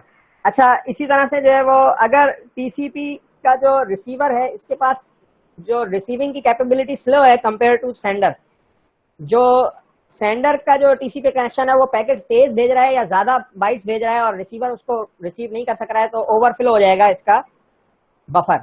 तो इस चीज को कंट्रोल करने के लिए यहाँ फ्लो कंट्रोल का कॉन्सेप्ट इंट्रोड्यूस कराया गया है कि फ्लो कंट्रोल क्यों जरूरी है। कंटिन्यूअसली एक सेंडर है एक रिसीवर है, सेंडर जो है वो सेगमेंट्स भेज रहा है, रिसीवर सेगमेंट्स को रिसीव कर रहा है और वहां पे वो इन ऑर्डर करने के बाद एप्लीकेशन लेयर पे पास कर रहा है। अब जो रिसीवर साइड पे बफरिंग हो रही है, जितने सेगमेंट्स वो रिसीव कर सकता है वो उसका बफर साइज है ना, बफर साइज से ज्यादा पैकेट आना शुरू हो जाए और सीक्वेंस में स्पीड से ज्यादा आने लग जाए तो ओवरफ्लो हो जाएगा और डिस्कार्ड होना शुरू हो जाएंगे पैकेट। Yes sir. तो इस चीज को रोकना है, तो दोनों कनेक्शन एस्टेब्लिश करते हुए भी कोई ऐसा मैकेनिज्म होना चाहिए कि वो पैकेट्स में ये बताए कि भाई अब आप इतने बाइट्स भेज दो, नेक्स्ट में अब आप इतने बाइट्स भेज दो, और ये हम इजीली अचीव कर भी सकते हैं, क्योंकि हम देखें जो हेडर भेज रहे हैं टीसीपी का उसके अंदर मुख्तलिफ इन्फॉर्मेशन भेजते हैं, तो उसमें ये इन्फॉर्मेशन भी ऐड कर सकते हैं। तो इसको अब हम समझते हैं कि किस तरह से इम्प्लीमेंट किया जाता है। तो यहाँ पर देखें कि सबसे पहला कॉन्सेप्ट आप ये समझें कि रिसीवर बफर है, ये रिसीवर बफर का साइज है। टेम्परेली जो अपने पास बफर कर सकता है या टेम्परेरी जिनको स्टोर कर सकता है एप्लीकेशन को पास करने से पहले, तो उनका कोई साइज होगा। तो यहाँ पर बफर साइज हमने सेट किया हुआ है वाया सॉकेट ऑप्शन। जो सॉकेट जब आप क्रिएट करते हैं तो वहां आप ऑप्शन में बता देते हैं कि क्या सॉकेट का जो बफर है वो कितना रखा जाएगा। तो यहाँ पर टिपिकली डिफॉल्ट इज 4096 बाइट्स, ठीक है। तो अब ये सेट हो जाता है, उसके बाद जो है ना फिर आप देखेंगे आगे आगे काम किस तरह कर रहा है। तो receiver advertises free buffer space by including receive window या receiver window in TCP header. अच्छा, ये जो रिसीवर विंडो है ये बेसिकली कौन सा साइज है, जो फ्री स्पेस है। अब देखिए कुछ डेटा आया हुआ है बफर जो अभी ऊपर एप्लीकेशन लेयर को पास होना है, और कुछ स्पेस आपके पास फ्री है, यानी ये आप दोबारा पैकेट यहाँ रिसीव कर सकते हैं। तो ये जो फ्री बफर स्पेस है ये कहलाती है बेसिकली रिसीवर विंडो। तो रिसीव विंडो जो है वो हर पैकेट में जो हेडर है उसमें आप ये बताते हैं कि ये रिसीव विंडो है, इतने पैकेट्स आप नेक्स्ट सेंड कर सकते हैं। नेक्स्ट उसमें एक्नॉलेजमेंट जा रही है ना टीसीपी हेडर में, एक्नॉलेजमेंट का जो हेडर जा रहा है उसमें आपने ये फ्री बफर स्पेस इंक्लूड कर दी। बेसिकली ये रिसीव विंडो का साइज है जो आपने इंक्लूड कर दिया और जो है फिर आपने सेंड कर दिया। अच्छा, यहाँ पर अभी हमने बात किया कि रिसीव बफर जो है वो डिफॉल्ट 1496 होता है। इसी तरह ऑपरेटिंग सिस्टम्स होते हैं बाज़ जो ऑटोमेटिकली एडजस्ट करते रहते हैं बफर साइज। तो बेसिकली सेंडर जो है वो limits amount of unacknowledged in flight data due to receiver window value, ठीक है ना। रिसीवर विंडो वैल्यू से वो अनएक्नॉलेज करता है, अनएक्नॉलेज जो पैकेट्स हैं उनके साइज को, उनकी नंबर को जो है वो लिमिटेड करता है कि रिसीवर एंड पे इतने बाइट्स की गुंजाइश है तो इतने अभी भेजो, बाकी फिर स्लो करो काम को। सही है। तो इस तरह से जो है वो रिसीवर विंडो ओवरफ्लो होने से बच जाती है, और ये हमारे पास कंफर्म हो जाता है कि इस तरह से रिसीवर विंडो ओवरफ्लो नहीं होगी।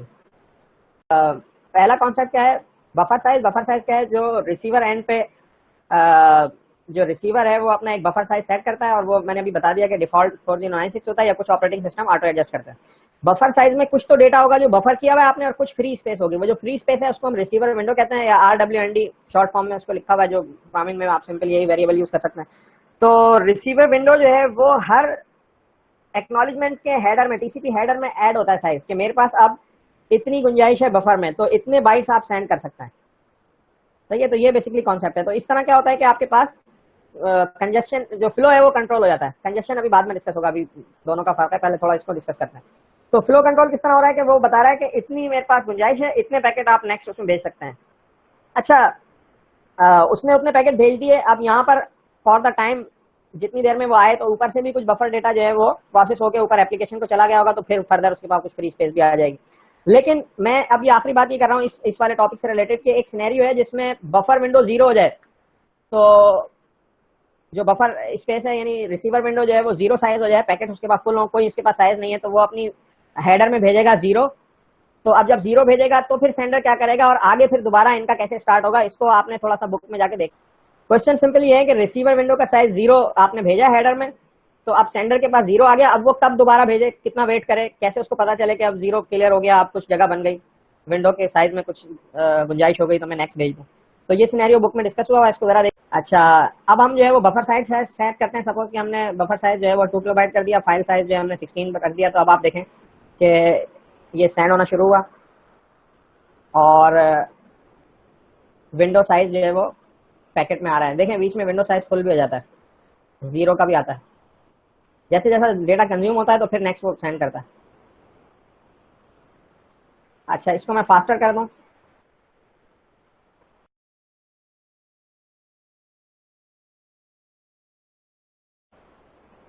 अब जब विंडोज फिल हो गया, 0 भेज दिया, फिर स्टार्ट होगा। इसी तरह से हम इसको नॉर्मल स्टार्ट करें, तो अब इसके पास बफर साइज, तो ये आपने इसको जाके देख लेना, मैंने लिंक भी शेयर कर दिया है, कॉन्सेप्ट भी बता दिया है, तो इसको आप जाके अपने। तो कनेक्शन मैनेजमेंट का कॉन्सेप्ट ये है कि before exchange data sender receiver handshake, दोनों आपस में हैंडशेक करते हैं, यानी एक प्रोटोकॉल है कि दोनों जो है वो कनेक्शन एस्टेब्लिश करने के लिए कुछ मैसेजेस को शेयर करेंगे। तो agree to establish connection, each knowing the other willing to establish connection, ठीक है, दोनों ने एग्री कर लिया। तो agree on the connection parameters, ये अभी हमने बहुत सारे पैरामीटर्स पीछे डिस्कस कर चुके हैं, ठीक है। तो यहाँ पर ये जो है वो सीक्वेंस नंबर होगा, ठीक है, और इसी तरह से रिसीवर विंडो साइज होगा, और ये क्लाइंट सर्वर के मॉडल में जो हम बहुत सारी चीज़ें डिस्कस कर चुके हैं, सॉकेट नंबर है, और इस तरह की चीज़ें आप शेयर करेंगे। इससे जो है वो सॉकेट क्रिएट होंगे और फिर कनेक्शन स्टैब्लिश होगा। तो यहाँ पर जो है वो कनेक्शन है टू वे हैंडशेक का। टू वे हैंडशेक में सपोज अगर हम बात करें कि ह्यूमन के सेंस में, तो लेट्स टॉक, तो वो कहता है ओके, और फिर आप टॉक स्टार्ट करते हैं, तो ये टू वे हैंडशेक है। टू वे हैंडशेक में क्या कभी प्रॉब्लम हो सकता है? Will two way handshake always work in network? Variable delay आ सकते हैं, रीट्रांसमिट मैसेज हो सकते हैं, कनेक्शन लॉस्ट हो सकता है। तो अब आपको क्या पता चलेगा कि कनेक्शन है या नहीं है? तो मैसेज भी रीऑर्डर हो सकते हैं, कांट सी अदर साइड, अभी आपको पता नहीं चल रहा क्या चल रहा है। ये टू वे हैंडशेक का प्रॉब्लम समझने क्या है। टू वे हैंडशेक में क्या होगा कि फेलियर की सूरत में ओपन कनेक्शन रह जाएगा, यानी क्लाइंट का टर्मिनेट हो गया, सर्वर जो है वो उसको पता नहीं चला, तो अब हाफ ओपन रह गया। एक तरफ से किसी का कनेक्शन जो है ओपन है, वो हमारा कनेक्शन है, दूसरी तरफ से कनेक्शन लॉस्ट हो गया।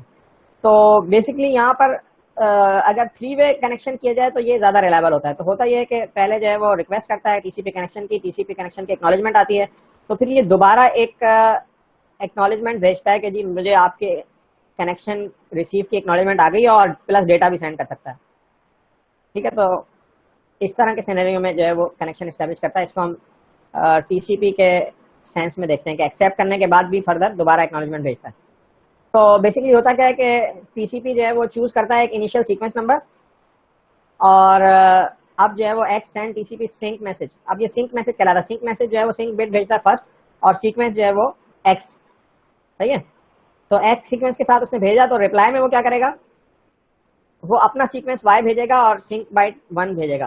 तो एक्नॉलेजमेंट भेजेगा 1, और एक्नॉलेजमेंट नंबर जो होगा वो क्या होगा, एक्नॉलेजमेंट नंबर एक्स प्लस। जब यहाँ पर आपके पास रिसीव होगा, तो यहाँ पे आप जो है वो acknowledgement bit byte sorry bit acknowledgement की बिट भेजेंगे। सिंक का और सिंक एक्नॉलेजमेंट का कॉन्सेप्ट हम यहाँ पे पढ़ रहे हैं। तो फिर आप सिंक एक्नॉलेजमेंट भेजेंगे y+1 और रिसीव एक्नॉलेजमेंट y। अब आप जो है वो एस्टेब्लिश हो गया कनेक्शन, थ्री वे कनेक्शन, और फिर आप जो है वो डेटा सेंड करना शुरू करेंगे। थोड़ा सा कोई रिवाइट मुझे रिपीट कर दे कि सीक्वेंस के लिए मैंने क्या बात कही है, एक्स और वाई की जगह क्या होगा आपके पास बुक में? इनिशियल सीक्वेंस नंबर, ठीक है, आईएसएन। तो sender ISN, sender underscore ISN या सेंडर अंडरस्कोर आईएसएन सीक्वेंस, और इसी तरह जो आपके पास रिसीवर है उसकी सीक्वेंस नंबर जो है वो भी एक इनिशियल सीक्वेंस के साथ भेजेगा। अच्छा, ये हम पूरा पीछे पढ़ चुके हैं कि जी एक्नॉलेजमेंट जो है वो एक्नॉलेजमेंट नंबर क्या होता है कि वो जैसे अब यहाँ से इसने जो सीक्वेंस नंबर भेजा था उसमें एक नंबर का इजाफा करके, यानी नेक्स्ट सीक्वेंस नंबर भेजेगा वो एक्नॉलेजमेंट के तौर पे, कि यानी नेक्स्ट में ये एक्सपेक्ट कर रहा हूँ। और रिप्लाई में जो है वो सिंक एक्नॉलेज भेजेगा जो सेंडर है या जो क्लाइंट है। क्लाइंट सर्वर मॉडल में बात कर रहे हैं, तो यहाँ क्लाइंट जो है वो सिंक एक्नॉलेजमेंट भेजेगा, और सिंक एक्नॉलेजमेंट में वो अपना जो सीक्वेंस नंबर है वो प्लस करके दे देगा, और एक्नॉलेजमेंट में जो सर्वर ने उसके पास जो सीक्वेंस नंबर भेजा था उसमें एक इंक्रीमेंट करके उसको एक्नॉलेजमेंट नंबर के तौर पे भेज देगा। तो इस तरह से जो है वो ये कनेक्शन एस्टेब्लिश होता है। अच्छा, जब कनेक्शन एस्टेब्लिश होता है, दोनों में कम्युनिकेशन होती है, तो ये दोनों एंड के ऊपर बफर्स हैं जो एलोकेट कर देते हैं, यानी रिसोर्सेज एलोकेट करते हैं टीसीपी कनेक्शन के लिए कि अब जो है वो टीसीपी कनेक्शन हमारा स्टार्ट होने वाला है। अच्छा, अब इससे पहले कि हम आगे की स्लाइड पर जाएं, मैं जरा फास्टली आता हूँ पीछे, जहां पर हमने कहना चाहिए कि टीसीपी सेगमेंट स्ट्रक्चर का ये जो पूरा एक स्ट्रक्चर है, मतलब सेगमेंट्स का, वो हमने स्किप किया था कि हम इसको बाद में देखेंगे। तो देखें, इसमें से हमारे पास सोर्स पोर्ट डिस्कस हो चुकी है, डेस्टिनेशन पोर्ट हम डिस्कस कर चुके हैं, सीक्वेंस नंबर अब हमने पढ़ लिया, ठीक है। इसी तरह एक्नॉलेजमेंट नंबर हम पढ़ के आ चुके हैं डिटेल के साथ। अच्छा, अब यहाँ पर रिसीव विंडो भी आप पढ़ चुके हैं लास्ट क्लास में, अगर आपको याद हो। यहाँ हम जब फ्लो कंट्रोल जब डिस्कस कर रहे थे, तो हमने यहाँ पर ये रिसीव विंडो पढ़ी थी, ठीक है। तो ये फ्री बफर का जो साइज है ये रिसीव विंडो है, क्लियर। तो दोबारा आ जाते हैं, आप क्या रह गया इसमें मजीद और इसमें। अच्छा, बाकी के जो इसमें चीजें हैं जैसे अर्जेंट डेटा है, ठीक है, एक्नॉलेजमेंट ये हम पढ़ चुके हैं, ठीक है। पुश ये इस वक्त यूज में नहीं है। इसी तरह ये रीसेट, सिंक, फिनिश ये अभी हम डिस्कस कर रहे हैं, ये अभी आगे डिस्कस होगा। और इसी तरह से चेकसम हम पीछे पढ़ चुके हैं, जो यूडीपी में पढ़ा। चेकसम हम किस लिए यूज करते थे, कोई रिमाइंड कराए जरा। एक्नॉलेजमेंट जो है वो हम चेकसम जो है वो एक्नॉलेजमेंट के नहीं, बल्कि चेकसम इसके लिए कि जो बिट्स जो बाइट्स पहुंचे हैं वो उसमें कोई करप्ट बिट तो नहीं है। तो डेटा को सिर्फ ये चेक करने के लिए कि सही डेटा पहुंचा है, जी, वैलिडिटी कर लें। अच्छा, इसी तरह ये ऑप्शनल कुछ चीज़ है कि आप कुछ ऑप्शनल मैसेजेस में देना चाहें। और फिर ये आखिर में फाइनल ये क्या एप्लीकेशन डेटा है, जो भी एप्लीकेशन ने डेटा सेंड करना है वो है ये, ठीक है, तो इसमें से अभी हमने रीसेट और फिन का जो है हमने मैसेज नहीं पढ़ा। सिंक क्या है ये अभी हम पढ़ रहे हैं। सिंक बेसिकली सिंक मैसेज जो है वो जो कनेक्शन एस्टेब्लिशमेंट करने के जो मैसेज है उसको हम सिंक मैसेज या सिंक कह लें, उसको बेसिकली सिंक्रोनाइजेशन कर रहे हैं आपस में कि हमारा कनेक्शन एस्टेब्लिश हो गया है, और इसके बाद फिर अब ये कम्युनिकेशन करेंगे, और ये यहाँ पर हम इसकी डिफरेंट स्टेजेस डिस्कस कर लेते हैं। तो 3 में हैंडशेक का ये FSM है, जिसमें जो है वो सबसे पहले जो है वो आपके पास सॉकेट क्लाइंट में जो है वो होस्ट नेम, पोर्ट और नंबर होता है, जिससे आप जो है वो कम्युनिकेशन स्टार्ट करते हैं। ये सीक्वेंस नंबर जो मैंने अभी बताया कि इनिशियल सीक्वेंस नंबर होगा जो आप सिंक मैसेज में भेजेंगे। अच्छा, सिंक मैसेज की जो बिट है वो 1 कर देंगे, यानी ये सिंक्रोनाइजेशन का मैसेज है। बिट 1 करने का मतलब ये है कि वो जो आपका मैसेज अभी हम जिस पे गए स्ट्रक्चर पे टीसीपी का कंप्लीट, उसमें जो सिंक वाला पोर्शन है वहां पर 1 का मतलब ये है कि ये अब जो कम्युनिकेशन मैसेजेस की हो रही है ये सिंक्रोनाइजेशन के मैसेज है। ठीक है, ये सेंड हो गया। फिर यहाँ पर जो रिसीवर है, जो सर्वर है, वो अपनी सीक्वेंस भेजेगा, इनिशियल सीक्वेंस नंबर, और एक्नॉलेजमेंट करेगा सेंडर की सीक्वेंस नंबर +1, यानी नेक्स्ट एक्सपेक्टेड जो सीक्वेंस नंबर है उसके साथ। अच्छा जी, तो एक्नॉलेजमेंट नंबर वहां से फिर जो रिसीवर है, सॉरी, जिसने कनेक्शन के लिए रिक्वेस्ट की थी, यानी जो सेंडर उसको आप कह लेंगे क्लाइंट है, वो फिर एक्नॉलेजमेंट कहेगा सर्वर की, सर्वर आपकी सर्वर की तरफ से जो एक्नॉलेजमेंट आई उसको एक्नॉलेज करेगा, एक्नॉलेजमेंट आ गई है, और नेक्स्ट मैसेज में वो कनेक्शन उनका एस्टेब्लिश हो गया, और कनेक्शन एस्टेब्लिश होने के बाद अब वो आपस में कम्युनिकेशन करेंगे। ठीक है, आपस में एक दूसरे को सेंड और रिसीव करेंगे डेटा। सही है, तो इस तरह से जो है वो कनेक्शन एस्टेब्लिश होता है। अच्छा, अब जब कनेक्शन एस्टेब्लिश हो गया टीसीपी का, अब आपस में एक दूसरे को डेटा सेंड कर रहे हैं, और इस दौरान जो है वो कुछ डिस्कनेक्टिविटी कह रहा हूँ, कि अब कोई एक भी कनेक्शन को क्लोज करना चाह रहा है, दोनों में से कोई सी भी एक साइड जो है वो कनेक्शन को क्लोज करना चाह रही है, तो अब जो है वो इनका आपस में फिनिश का या फिन मैसेज का तबादला होगा। तो client server each closes their side of connection send TCP segment with fin bit 1, यानी जो अभी हमने पूछा पीछे पूरा सेगमेंट का स्ट्रक्चर देखा था, उसमें जो फिन वाला पार्ट था यानी फिनिश का पार्ट था, वहां पर हमने बिट 1 कर देनी है, यानी हम ये मैसेज भेजेंगे कि अब ये जो है वो मैं फिनिश के लिए मैसेज भेज रहा हूँ। तो response to receiver fin with acknowledgement, जो भी रिसीवर जिसने भी भेजा था पहला मैसेज, वो सेंडर है आइदर सर्वर और क्लाइंट, तो उन्होंने फिनिश का मैसेज भेजा, तो वहां से रिस्पॉन्ड करेगा कि जी मैं जो है वो ठीक है, आपका फिनिश का मैसेज आ गया, और हम कनेक्शन क्लोज की तरफ जाते हैं। तो फिर वो कनेक्शन क्लोज की तरफ जाएंगे, और फिर जो है वो ऑन रिसीविंग फिन एक्नॉलेज करेगा। Acknowledge can be combined with on fin, यानी अपनी फिन के साथ भी एक्नॉलेजमेंट भेज सकता है, यानी उसने वहां से फिन भेजा, इसने यहाँ से जो है उसकी एक्नॉलेजमेंट प्लस फिन का मैसेज साथ भेज दिया, यानी उसी हेडर में दोनों चीजें भेज दी, एक्नॉलेजमेंट की बिट भी भेज दी और फिन की जो बिट है वो भी भेज दी।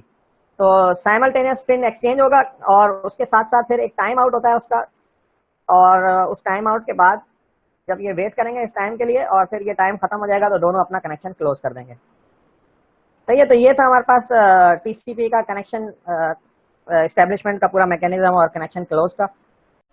देखिए, मिसाल के तौर पे एक जंक्शन है, और उसके ऊपर सारा ट्रैफिक रोड पे आ गया एकदम, मतलब चार तरफ से ट्रैफिक आ रहा है, बजाय इसके कि लोग वेट करते हैं और एक दूसरे को रास्ता देते हैं, सब जो है वो जंक्शन पे कूद पड़े बीच में। तो अब यहाँ कंजेशन हो गया, और अब सारा ट्रैफिक जो है वो ब्लॉक हो गया, अब कोई भी नहीं जा सकता इधर उधर। तो बहुत आसान सी एग्जांपल तो कंजेशन की है। पैकेट लॉस होंगे, बिल्कुल कंजेशन का अल्टीमेटली पैकेट लॉस है कंजेशन का मतलब। कंजेशन समझ लें आप इसको नेटवर्क की फॉर्म में कंजेशन क्या है। मिसाल के तौर पे जो टीसीपी है, उन दोनों हमने ये पढ़ा है कि टीसीपी जो है वो लॉजिकल कम्युनिकेशन करता है। होस्ट ए और होस्ट बी अगर दोनों कम्युनिकेशन कर रहे हैं, तो दोनों अपनी फ्लो कंट्रोल में क्या सेट करते हैं कि मेरे पास ये बफर विंडो साइज है, इसमें रिसीव साइज इतना है, तो इससे ज्यादा पैकेट नहीं भेजना। ये मैं आता हूँ जरा तेजी से उस डायग्राम पे दोबारा देखें। ये जो आपके पास फ्री बफर साइज था, ये इसके ऊपर दोनों का फ्लो कंट्रोल हो रहा है सेट। अब फर्ज करेंगे इन दोनों के पास बफर साइज काफी ज्यादा है, लेकिन जिस राउटर से उसने गुजर के जाना है, जिस बैंडविड्थ को उसने यूज करना है, वहां कंजेशन है। तो ये है कंजेशन का कॉन्सेप्ट, यानी जो दोनों ने तो सेट कर लिया कि मैं इतना डेटा भेजूंगा, और उसने कहा ठीक है मेरे पास रिसीवर विंडो में इतनी गुंजाइश है, इतने पैकेट भेजना शुरू कर दो, और वो दोनों तो सेंड और रिसीव कर सकते हैं। लेकिन जो दरमियान में जो इंटरनेट का बैंडविड्थ है, और जो दरमियान में नेटवर्क की डिवाइसेज हैं, वहां पर कंजेशन हो रहा है, वहां पर और भी लोग डेटा सेंड कर रहे हैं, दीगर का भी डेटा है, तो वहां अगर डेटा कंजेशन होना शुरू हो जाए तो फिर पैकेट लॉस्ट होना शुरू हो जाएंगे। ये सिंपल मैंने कंजेशन का कॉन्सेप्ट समझाया। अब हम आते हैं इसकी तरफ, जो हमारा बुक का टॉपिक है कि प्रिंसिपल ऑफ कंजेशन कंट्रोल में। तो कंजेशन क्या है कि informally too many sources sending too much data too fast for network to handle. बस यही बात है जो मैंने अभी आपको एग्जाम्पल दिए कि रोड के ऊपर ट्रैफिक पे आप देखें, या एक तो एग्जाम्पल ये है कि एक गाड़ी आए और वो अकेले निकले और रात का टाइम हो, कोई भी नहीं हो, मोटरवे क्लियर हो, तो वो जितनी चाहे स्पीड से चला जाए। लेकिन दूसरा सिनेरियो ये है कि बहुत सारी गाड़ियां इस वक्त मोटरवे पे और ट्रैफिक बहुत ज्यादा बिल्डअप हो गया है, तो मोटरवे भी स्लो होना शुरू हो जाता है। तो कंजेशन का कॉन्सेप्ट समझ में आ गया कि too many sources sending too much data too fast for the network to handle. Network के लिए काफी तेज है वो डेटा और वो उसको हैंडल नहीं कर पा रहा है। तो ये है कंजेशन का कॉन्सेप्ट। तो होगा क्या नतीजे में, कंजेशन के नतीजे में पैकेट लॉस पैकेट हो जाएंगे, बफर ओवरफ्लो हो जाएगा राउटर का, ठीक है, लॉन्ग डिले आ जाएंगे, क्यू बढ़ती चली जाएगी। और जैसे हमने पीछे बात की थी मुख्तलिफ नेटवर्क के इश्यूज में, तो ये भी one of the top 10 problems में से है नेटवर्क के कंजेशन कंट्रोल। तो अब देखें यहाँ पर हमारे पास जो है वो मोर देन वन सोर्सेज हैं जो नेटवर्क को यूज कर रही हैं, और इसी तरह से देखें आपके पास होस्ट ए कम्युनिकेट कर रहा है एक सर्वर के साथ और होस्ट बी एक और सर्वर के साथ कम्युनिकेट कर रहा है। अच्छा, पहला 2 सेंडर्स हैं और 2 रिसीवर्स हैं, ये सिनेरियो। तो अच्छा, पहला सिनेरियो जो हम डिस्कस कर रहे हैं सिनेरियो 1, इसमें हम अज्यूम ये कर रहे हैं कि राउटर जो है उसके पास इनफाइनाइट बफर्स है, यानी राउटर का जो बफर साइज है वो इतना इनफाइनाइट है कि वो कभी भी फुल नहीं होने वाला है। तो सेंडर जब होस्ट ए यहाँ से सेंड करना शुरू करेगा, तो होस्ट ए जो है वो जब अच्छा पहले हम इनके लिंक की कैपेसिटी की बात कर लेते हैं, फिर आगे इस बात पे आते हैं। तो अच्छा, आउटपुट लिंक जो कैपेसिटी है वो आर है, पीछे भी हमने आर को डिनोट करके लिंक की कैपेसिटी पढ़ी है, यानी जो राउटर के पास से जो लिंक गुजर के जा रहा है उसको हम आर से डिनोट कर रहे हैं। तो अब यहाँ से दोनों जो होस्ट ए और बी हैं ये जो डेटा सेंड करेंगे उनकी मैक्सिमम लिंक कैपेसिटी आर है, इसी तरह से जो सर्वर्स रिटर्न में डेटा सेंड करेंगे वो भी इसी कैपेसिटी पे आएगा आर के ऊपर, सही है। और अब हम अज्यूम ये कर रहे हैं, जो पहला एजम्पशन है हमारे पास केस का वो ये है कि कोई रीट्रांसमिशन नहीं है, कोई पैकेट लॉस्ट और एरर चेकिंग का इस तरह का कोई मैकेनिज्म नहीं है। फिलहाल बस सिंपल अज्यूम ये कर रहे हैं कि इनफाइनाइट बफर्स हैं और जो भी पैकेट वो भेजेगा वो पैकेट या तो वहां पर रिसीव हो जाएंगे या फिर जो है वो बफर हो जाएंगे यहाँ पे। अच्छा, अब यहाँ पर 2 टर्म यूज हुई है, लैम्डा इन और थ्रूपुट लैम्डा आउट। तो लैम्डा इन बेसिकली क्या है, जो ओरिजिनल डेटा है जो आपने यहाँ से सेंड किया है, जो होस्ट ए सेंड कर रहा है, और लैम्डा आउट बेसिकली वो मतलब रिसीवेबल थ्रूपुट है जो उसके पास रिसीव हो रहा है, जो वहां पर एक्चुअली में डेटा रिसीव हो रहा है। अच्छा, आप देखें सिनेरियो जो स्टार्ट होता है उसमें ये होता है कि सपोज के दोनों जो है मैक्सिमम पर कनेक्शन थ्रूपुट भेज रहे हैं, पर कनेक्शन थ्रूपुट मैक्सिमम में डिवाइड हो जाएगा, दो सेंडर और 2 रिसीवर हैं, तो R/2 उनके पास मिल रहा होगा। ये बात तो क्लियर है ना, R/2 क्यों है, क्योंकि 2 जो पेयर बन रहे हैं हमारे पास, होस्ट ए का और एक सर्वर का और होस्ट बी एन सर्वर, तो ये दोनों इक्वल शेयर कर रहे हैं लिंक को। तो लिंक की मैक्सिमम कैपेसिटी जो इनको मिल रही है एक पेयर को, वो क्या मिल रही है, R/2। तो अच्छा, आप ये दोनों चीजें समझ लें कि लैम्डा इन क्या चीज है। बेसिकली जो लैम्डा इन ये है कि इसने जो सेगमेंट्स का साइज भेजना शुरू किया जिस स्पीड के साथ, जिस थ्रूपुट के साथ, वो है लैम्डा इन। और यहाँ पर जो आपके पास रिसीवर है वो जो रिसीव कर रहा है उसके पास जो थ्रूपुट पहुंच रहा है वो है लैम्डा आउट। अच्छा, अब जैसे जैसे ये वैल्यू बढ़ती जाएगी तो एक खास पॉइंट आएगा, वो कहलाएगा R/2, यानी लिंक की मैक्सिमम कैपेसिटी पे जब ये पहुंचेगा तो अब ये इससे ज्यादा ऊपर नहीं भेज सकता है, इससे ज्यादा डेटा नहीं जा सकता है, ठीक है। R/2 से ज्यादा नहीं जा सकता क्योंकि लिंक की जो कैपेसिटी है उतना ही जो है वो आपको रेट मिल सकता है, उससे ज्यादा रेट नहीं मिल सकता है डेटा सेंड करने का। तो यहाँ पर आके जो है वो एक पॉइंट R/2 पे आके ये आपका जो ग्राफ जो एक्सपोनेंशियली बढ़ रहा था वो एक पॉइंट पे स्टेबल हो जाता है। अच्छा, इस पॉइंट के ऊपर आके इशू क्या आएगा कि यहाँ से जो लैम्डा इन है ये आपके पास वैल्यू आ रही है, सेगमेंट्स आते चले जा रहे हैं और अब बफर होना शुरू हो जाते हैं, क्योंकि जो थ्रूपुट है, जो आगे का लिंक है, उसकी वैल्यू से ज्यादा पैकेट्स आना शुरू हो गए, तो वो बफर होना शुरू हो जाएंगे। और अभी हमने ये सिनेरियो समझा है कि बफरिंग जो हमारे पास है वो इनफाइनाइट है, यानी राउटर जो है वो जो भी पैकेट आता जा रहा है, जो मतलब वो आगे नहीं सेंड कर सक रहा है लिंक की वजह से, तो उसको वो बफर करेगा यहाँ। लेकिन बफर के नतीजे में ये दूसरी डायग्राम पे है, डिले की डायग्राम पे। तो डिले की डायग्राम पे हम ये देख रहे हैं कि जैसे जैसे जो है वो लैम्डा इन की वैल्यू बढ़ती जा रही है, R/2 पे पहुंचने के बाद लैम्डा इन की वैल्यू जैसे जैसे बढ़ाएंगे तो डिले बढ़ता चला जाएगा। जैसे जैसे वो पैकेट ज्यादा भेजना शुरू करेगा, राउटर के पास पैकेट क्यू में आते चले जाएंगे तो डिले बढ़ता चला जाएगा। तो अब हम रियलिस्टिक किस्म के सिनेरियो पे जाते हैं। ये हमने एक ऐसा सिनेरियो लिया है कि जो रियलिस्टिक नहीं है। मिसाल के तौर पे राउटर के बफर्स इनफाइनाइट नहीं है। दूसरी बात ये कि ऐसा नहीं होता कि पैकेट लॉस्ट ना हो या रीट्रांसमिशन ना करना पड़े। तो हम स्टेप बाय स्टेप एक एक सिनेरियो में कुछ चेंजिंग लाते जाते हैं।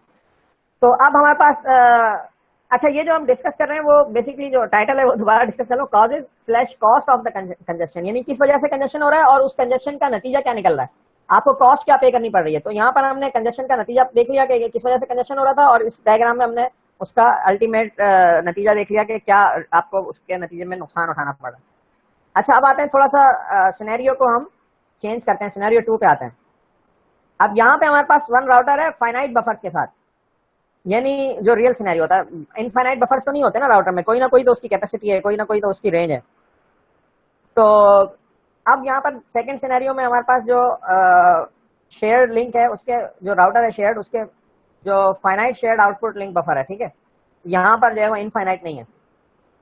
तो अब सेंडर जो है वो रीट्रांसमिशन भी करेगा कि टाइम आउट पैकेट के लिए रीट्रांसमिशन करेगा, सही है। तो application layer put is equal to application layer input, जो हमने लैम्डा ए, जो यहाँ पर देखें जो हमारे पास ऊपर से एप्लीकेशन लेयर देती है ट्रांसपोर्ट लेयर को, तो वो बेसिकली क्या है लैम्डा के बराबर में, और यहाँ पर हम जो है वो सिनेरियो ये समझ रहे हैं कि ये अब लैम्डा आउट दोनों अगर बराबर हो तो फिर ये काम बिल्कुल ठीक चलता रहेगा फाइनाइट बफर के साथ। लेकिन होता यह है कि transport layer input includes retransmission. अच्छा, पहला जो हमारे पास सिनेरियो है ना, यहाँ पे लैम्डा इन है, दो चीजें हैं जिसको आपने जरा अच्छी तरह समझना है। एक तो लैम्डा इन है यानी ओरिजिनल डेटा है, लेकिन ओरिजिनल डेटा के साथ रीट्रांसमिशन शामिल हो गए, तो ये लैम्डा प्राइम के नाम से हमने इसको डिनोट किया है कि ओरिजिनली तो आपके पास जो डेटा आपने सेंड करना है वो कौन सा है, जो एप्लीकेशन लेयर से आपको मिला है, लेकिन ड्यू टू रीट्रांसमिशन आपको जो है वो यानी due to loss of the packet you have to retransmit data, और वो रीट्रांसमिटेड डेटा भी प्लस हो जाता है, तो ये हम इसको लैम्डा प्राइम के नाम से देते हैं। तो अब जो लैम्डा प्राइम है वो उसकी वैल्यू ज्यादा है, बड़ी है किससे, लैम्डा इन से। तो अब थोड़ा सा सिनेरियो रियलिस्टिक की तरफ जा रहा है। तो अब हम यहाँ पे देखते हैं कि आइडियलाइजेशन जो है उसमें एक सेंडर जो है वो सेंड करता है, ठीक है, पैकेट, और यहाँ पर आप अपने पास एक तरह से एक कॉपी रख रहे हैं, बफर कर रहे हैं, ताकि जो है वो अगर लॉस्ट हो जाए तो आप रीट्रांसमिट कर सकें। तो अब इस सिनेरियो में देखें कि ये पैकेट तो बिल्कुल ठीक चला गया, यानी लास्ट सिनेरियो की तरह ही था जो हमने सिनेरियो 1 पढ़ा था। अब यहाँ पर नॉन लॉस है, आपको पता चल गया कि packet can be lost, drop at router due to full buffers. तो अब क्या होगा, sender only sends if packet known to be lost. अब यहाँ पर सेंडर कब बताएगा कि जब उसको पता चल जाए कि पैकेट लॉस्ट हो गया किसी वजह से, no buffer space packet lost, तो अब यहाँ पर फिर वो रीट्रांसमिट करेगा, फ्री बफर स्पेस मिल गई, इन हो गया, तो और फिर आगे ट्रांसमिट हो गया, सही है। तो अब इस सिनेरियो में आप समझें कि इस सिनेरियो में और दूसरे सिनेरियो में फर्क समझ में आ रहा है कि अब जो आपके पास लैम्डा प्राइम इन है, लैम्डा इन प्राइम है, वो उस एक्सपोनेंशियल ग्रोथ के साथ नहीं जा रहा, बल्कि देखें उसकी वैल्यू R2 पे पहुंचने से पहले ही जो है वो गिरना शुरू होती है, और ग्रेजुअली जाके वो R2 की मैक्सिमम पीक तक पहुंचता है। So when sending at R/2, some packets are retransmission, but asymptotic good put is still R/2। अच्छा, ये good put की जो टर्म यहाँ यूज हो रही है, ये good put बेसिकली क्या है, जो lambda out है, यानी जो एक्चुअल डेटा वहां पे पहुंच पा रहा है, जो lambda out का जो रेट है, यानी जो थ्रूपुट है, जो अचीवेबल थ्रूपुट है, उसको good put की टर्म के साथ यहाँ यूज किया हुआ है। देखिए सिनेरियो क्या है कि अब यहाँ पर पैकेट कुछ लॉस्ट भी हो रहे हैं, तो अब जो थ्रूपुट है वो लैम्डा इन की जो वैल्यू है वो रियल लैम्डा वाली वैल्यू नहीं है, बल्कि यहाँ पर पैकेट्स भी ज्यादा हो रहे हैं, तो इसी तरह से उसका कर्व जो है वो डिफरेंट आ रहा है, और डिले भी इसका बढ़ेगा, थ्रूपुट भी कुछ कम होता जाएगा। अच्छा, और अब अच्छा, ये 3 सिनेरियो हमने डिस्कस किए हैं। पहला सिनेरियो है आइडियलाइजेशन है, दूसरा भी आइडियलाइजेशन की पार्ट है कि नॉन लॉस है। अच्छा, जो रियल सिनेरियो में रियलिस्टिक है उसमें डुप्लीकेट्स भी होंगे, मतलब ऐसा तो मुमकिन नहीं है कि कोई डुप्लीकेट पैकेट ही ना जाए। तो जो वैल्यू एक्चुअल वैल्यू होगी लैम्डा प्राइम की, उसमें कुछ नॉन लॉस की वजह से भी होगा, ठीक है, कुछ जो है आपके पास एक दफा ये कि नॉन लॉस की वजह से भी होगा, और फिर डुप्लीकेट पैकेट भी हो सकते हैं because of the slow connection, ठीक है, आपके पास डिले आ रहा है, नेटवर्क के अंदर डिले है, टाइम आउट हो गया, तो आपने सेम पैकेट दोबारा भेजा, देखें डुप्लीकेट पैकेट पहुंच गए यहाँ पे, तो इसको भी कंसीडर करेंगे। तो फर्दर जो आपके पास जो रियलिस्टिक किस्म की जो सिनेरियो है प्राइम लैम्डा प्राइम इन का, लैम्डा इन प्राइम का, वो तो कॉस्ट ऑफ कनेक्शन क्या होगी, मोर वर्क मींस मोर रीट्रांसमिशंस होंगी for a given good put. Good put मैं क्लियर कर चुका हूँ, गुड पुट क्या है, यानी जो अचीवेबल या रियल थ्रूपुट है, जो आपके पास लैम्डा आउट की वैल्यू आ रही है, वो बेसिकली गुड पुट है। अच्छा, unneeded retransmissions, link carriers, multiple copies of packet, decreasing goodput, इससे गुड पुट जो है वो डिक्रीज होता है। अच्छा, अब हम आ रहे हैं कि थर्ड सिनेरियो की तरफ, और थर्ड सिनेरियो में पहले क्वेश्चन रेज किया हमने कि what happens as lambda in and lambda prime increase. Lambda in और लैम्डा प्राइम की वैल्यू बढ़ती है तो जो सिनेरियो था हमारा पहले वाला जिसमें इनफाइनाइट था, फिर अब दूसरा सिनेरियो में एक रियलिस्टिक सिनेरियो जिसमें बफर्स की वैल्यू फाइनाइट है और शेयर्ड आउटपुट बफर है, तो यहाँ पर क्या होगा नतीजतन ड्रॉप आएंगे और डिले बढ़ता चलेगा। एज रेड, हम रेड का मतलब ये कि होस्ट ए से होस्ट सी को जो ट्रेवल हो रहा है रेड लिखा हुआ है, तो red lambda in increase, all arriving blue packets at upper Q R drop because blue throughput is zero. अच्छा, ये थोड़ा सा सिनेरियो समझने का है कि जब यहाँ पर जो पहले से जो मौजूद है ना क्यू, जो होस्ट ए है वो समझ लें कि इस राउटर पे ही कनेक्टेड है, और जो ब्लू पैकेट आ रहे हैं वो होस्ट डी और होस्ट बी के दरमियान कम्युनिकेशन हो रही है, तो वो यहाँ से इस राउटर से यहाँ पहुंचेंगे, ये इधर से आ रहे हैं ब्लू पैकेट, तो इनको जो है ना वो इस तरफ आते हुए इनको जो है वो ड्रॉप कर देगा और रेड पैकेट्स को ही जो है वो दे रहा होगा। तो ब्लू पैकेट्स जो है उनकी क्यू बढ़ती चली जाएगी। 4 सेंडर्स हैं, मल्टीपल पाथ्स हैं, और उसमें जो है वो फिर ये सिनेरियो जो है वो डेवलप हो रहा है। ठीक है, तो जो फार राउटर से पैकेट्स आ रहे होंगे उनको वो क्यू करवाएगा, और जो बिल्कुल होस्ट ए जो उसके साथ ही मौजूद है ब्लू वाले जो है वो जल्दी मिल रहा होगा उनको क्यू। तो बेसिकली अल्टीमेटली होगा ये कि जैसे जैसे इन सबका लैम्डा इन बढ़ता चला जाएगा तो सबके ऊपर अल्टीमेट ट्रैफिक का डिले आएगा, दूसरे राउटर्स और दूसरे सेंडर्स भी जो है वो मुतासिर होंगे। जैसे मतलब यहाँ पर जो है वो जो ग्रीन जो ट्रैफिक आ रहा है वो भी डिले में आएगा, और इसी तरह से जो ब्लू है वो भी डिले होगा। तो जो एक्चुअल सिनेरियो उसमें क्या होगा कि 4 सेंडर्स हैं, मल्टी पाथ है, मतलब कई एक कनेक्शन बन रहे हैं, फिर टाइम आउट और रीट्रांसमिशन भी काउंट हो रहा है। तो जो एक्चुअल जो हमारे पास कॉस्ट बनेगी वो ग्राफ कुछ इस तरह से बनेगा कि जिसमें जो है वो लैम्डा इन की वैल्यू जो है वो मुख्तलिफ फैक्टर्स की वजह से जो है वो नीचे होती चली जाएगी। और ये जो हमारे पास पॉइंट आ रहा है C/2, ये बेसिकली कंजेशन को बता रहा है, कंजेशन कंट्रोल के लिए जो हमने पूरा एक ग्राफ डेवलप किया। तो कंजेशन जो है वो किस तरह से जो है वो अचीव होगा, जैसे जैसे आप लैम्डा इन प्राइम की वैल्यू बढ़ाते जाएंगे कंजेशन बढ़ता चला जाएगा। देखें अल्टीमेटली एक इनफाइनाइट की तरफ चला जाएगा आपके पास डिले, जैसे जैसे लैम्डा इन की वैल्यू बढ़ती चली जाएगी, कनेक्शंस की बफर से आउट होता जाएगा, रीट्रांसमिट के लिए आप दोबारा भेजेंगे, पैकेट लॉस्ट होंगे, पैकेट लॉस्ट में फिर कुछ टाइम आउट होंगे डिले से, तो डिले जो है वो इनफाइनाइट होता चला जाएगा इस सिनेरियो में। तो जब डिले बढ़ता चला जाएगा तो ये हमारे पास एक सिनेरियो बनेगा कि जिसमें आपके पास कंजेशन की जो कॉस्ट है वो मतलब ऐड हुई। यहाँ पर जो है वो मल्टीपल पाथ के सिनेरियो में ये हमने एक थर्ड सिनेरियो डिस्कस किया। तो when packet dropped any upstream transmission capacity used for the packet was wasted. सही है, तो पैकेट जब ड्रॉप हो रहे होते हैं तो फिर जब आप दोबारा क्यू में लगते हैं तो वो फिर बाज़ औक़ात जो है वो बहुत लंबी क्यू आपकी बढ़ती चली जाती है। तो ये सारे तीनों सिनेरियोज थे कि जिसमें जो है वो कंजेशन कंट्रोल से रियल किस तरह से जो है वो डील कर रहा होता है, और अब इन सारे प्रॉब्लम्स को टीसीपी किस तरह हैंडल करेगा इसकी तरफ हम जो है वो बात को लेके जाएंगे। तो टीसीपी में इम्प्लीमेंट करने के लिए हम यहाँ पर पहले एक पॉइंट यहाँ पे क्लियर करते हुए जाएं कि टीसीपी हमारे पास एंड टू एंड प्रोटोकॉल है, यानी transport layer on one host communicate with the transport layer on another host, but there is no communication between the network layer and the transport layer in the sense of protocol. यानी जो आपका protocol है उसको नहीं पता कि network के ऊपर क्या हालात हैं, उसको नहीं पता कि नेटवर्क की बैंडविड्थ कितनी है और इस वक्त नेटवर्क पे ट्रैफिक कितना है। तो अब इसने जो है वो कंजेशन कंट्रोल टीसीपी ने कैसे पता करना है, पहला सवाल ये है, how to perceive congestion control. ये है कि देखें नेटवर्क की किसी डिवाइस के साथ, राउटर के साथ, लिंक के साथ टीसीपी कम्युनिकेशन नहीं कर रहा। टीसीपी के लिए ये डिवाइसेस सीमलेस हैं, उसको नहीं पता कि ये डिवाइसेस भी हैं सॉर्ट ऑफ, मतलब इस तरह से जो डेवलप हुए हैं लेयर्स। तो टीसीपी ने जो मालूमात लेनी है वो अपने एंड टू एंड के किसी तरीके से ही लेनी है। तो पहला तो क्वेश्चन ये राइज होता है इसको जब हम टीसीपी में कंजेशन कंट्रोल पढ़ने जा रहे हैं कि हाउ टू परसीव कंजेशन। अच्छा, इससे पहले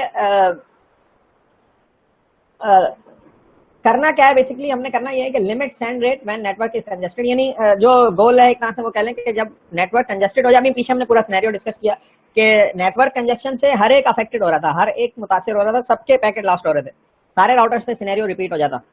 तो यहाँ पर हमने करना ये है कि कंजेस्शन को कंट्रोल करना है किसी तरीके से। तो उसके लिए पहला सवाल ये पैदा होता है कि हाउ टू परसीव कंजेस्शन, पता कैसे चलेगा कंजेस्शन है।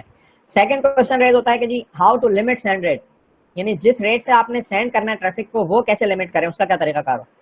और थर्ड क्वेश्चन जो राइज करता है वो ये है कि how to change the send rate, यानी किस किस क्वांटिटी पे, किस पैमाने पे कौन सी चीज हो जिससे आप सेंड रेट को वेरी कर सकें कि अच्छा आप ये रख दो, आप ये रख दो, इस तरह से जो है वो चेंज कर दो। तो ये तीनों क्वेश्चन तो क्लियर है। तो अब सबसे पहले आते हैं how to perceive congestion control. अच्छा अब देखें जो टीसीपी है, अभी मैंने पीछे भी बात रिपीट की कि basically end to end communication है और लॉजिकल कम्युनिकेशन है, सीमलेस है नेटवर्क के लिए। उसको नहीं पता कि नेटवर्क के ऊपर जो है वो क्या बैंडविड्थ है, क्या इस वक्त यूटिलाइजेशन है, उसने अपने ही किसी तरीके से यानी implicit end to end feedback के थ्रू काम चलाना है। तो उसका इम्प्लिसिट फीडबैक क्या होगा, कोई गैस करे जरा। जबरदस्त दीपक, बहुत बेहतरीन। पहला तो यही एक पैमाना है कि आप पैकेट लॉस से पता चलाएं। और further time out, time out basically यही बता रहा है ना कि पैकेट लॉस्ट हो गया। यस सही है।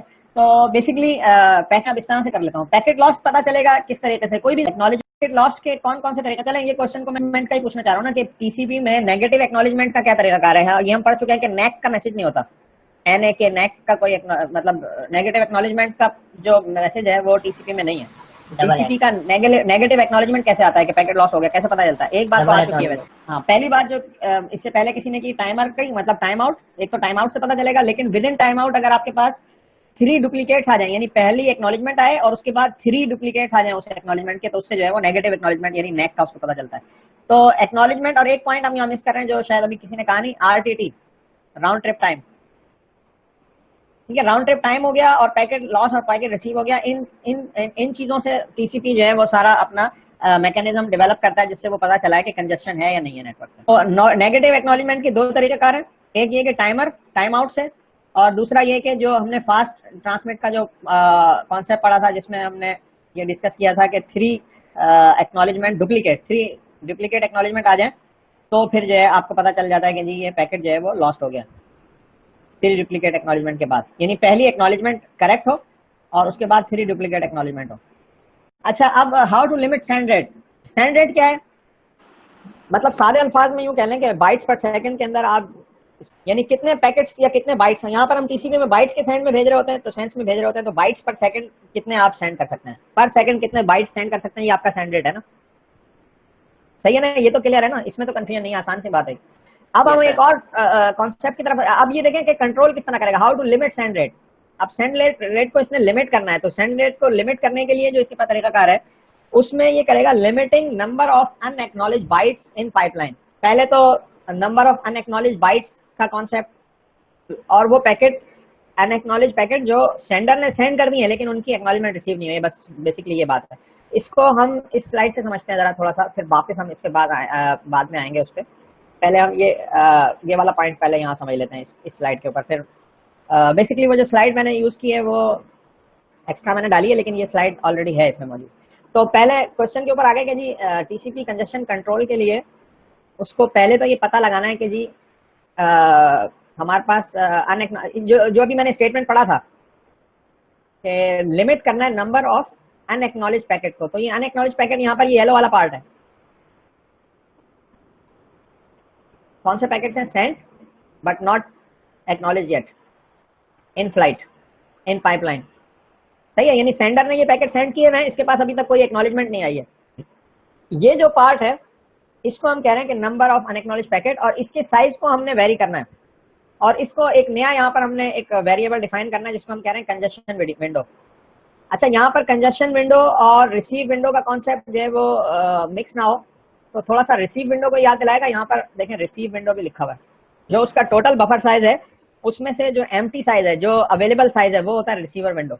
यानी रिसीवर ये बताता है कि मेरे पास इस वक्त इतनी बफर साइज फ्री है, ये मेरी रिसीव विंडो है, इस साइज के पैकेट्स, इतने पैकेट्स आप भेज सकते हैं या इतने बाइट्स आप भेज सकते हैं, जो भी आप उसको कह लें। अच्छा, ये जो कंजेशन विंडो का कॉन्सेप्ट है वो क्या चीज है, बेसिकली कंजेशन विंडो हमारे पास वो साइज है कि जो आपके पास नंबर ऑफ अनएक्नॉलेज पैकेट हैं जो आप सेंड कर चुके हैं, ये कंजेशन विंडो है। थोड़ा सा इस डायग्राम पे आए तो आपको दोबारा से बात समझ में आनी चाहिए। कंजेशन विंडो का साइज बेसिकली हम जो सेट कर रहे हैं वो यानी इन दोनों के दरमियान का साइज सेट कर रहे हैं कि जो आपके पास जो सेंड आप कर रहे हैं पैकेट, जिनकी एक्नॉलेजमेंट नहीं आ रही, जो इन फ्लाइट है, यानी यूं समझ लें कि वो पैकेट्स जो उस वक्त नेटवर्क पे मौजूद होंगे, इन फ्लाइट का मतलब यही है ना।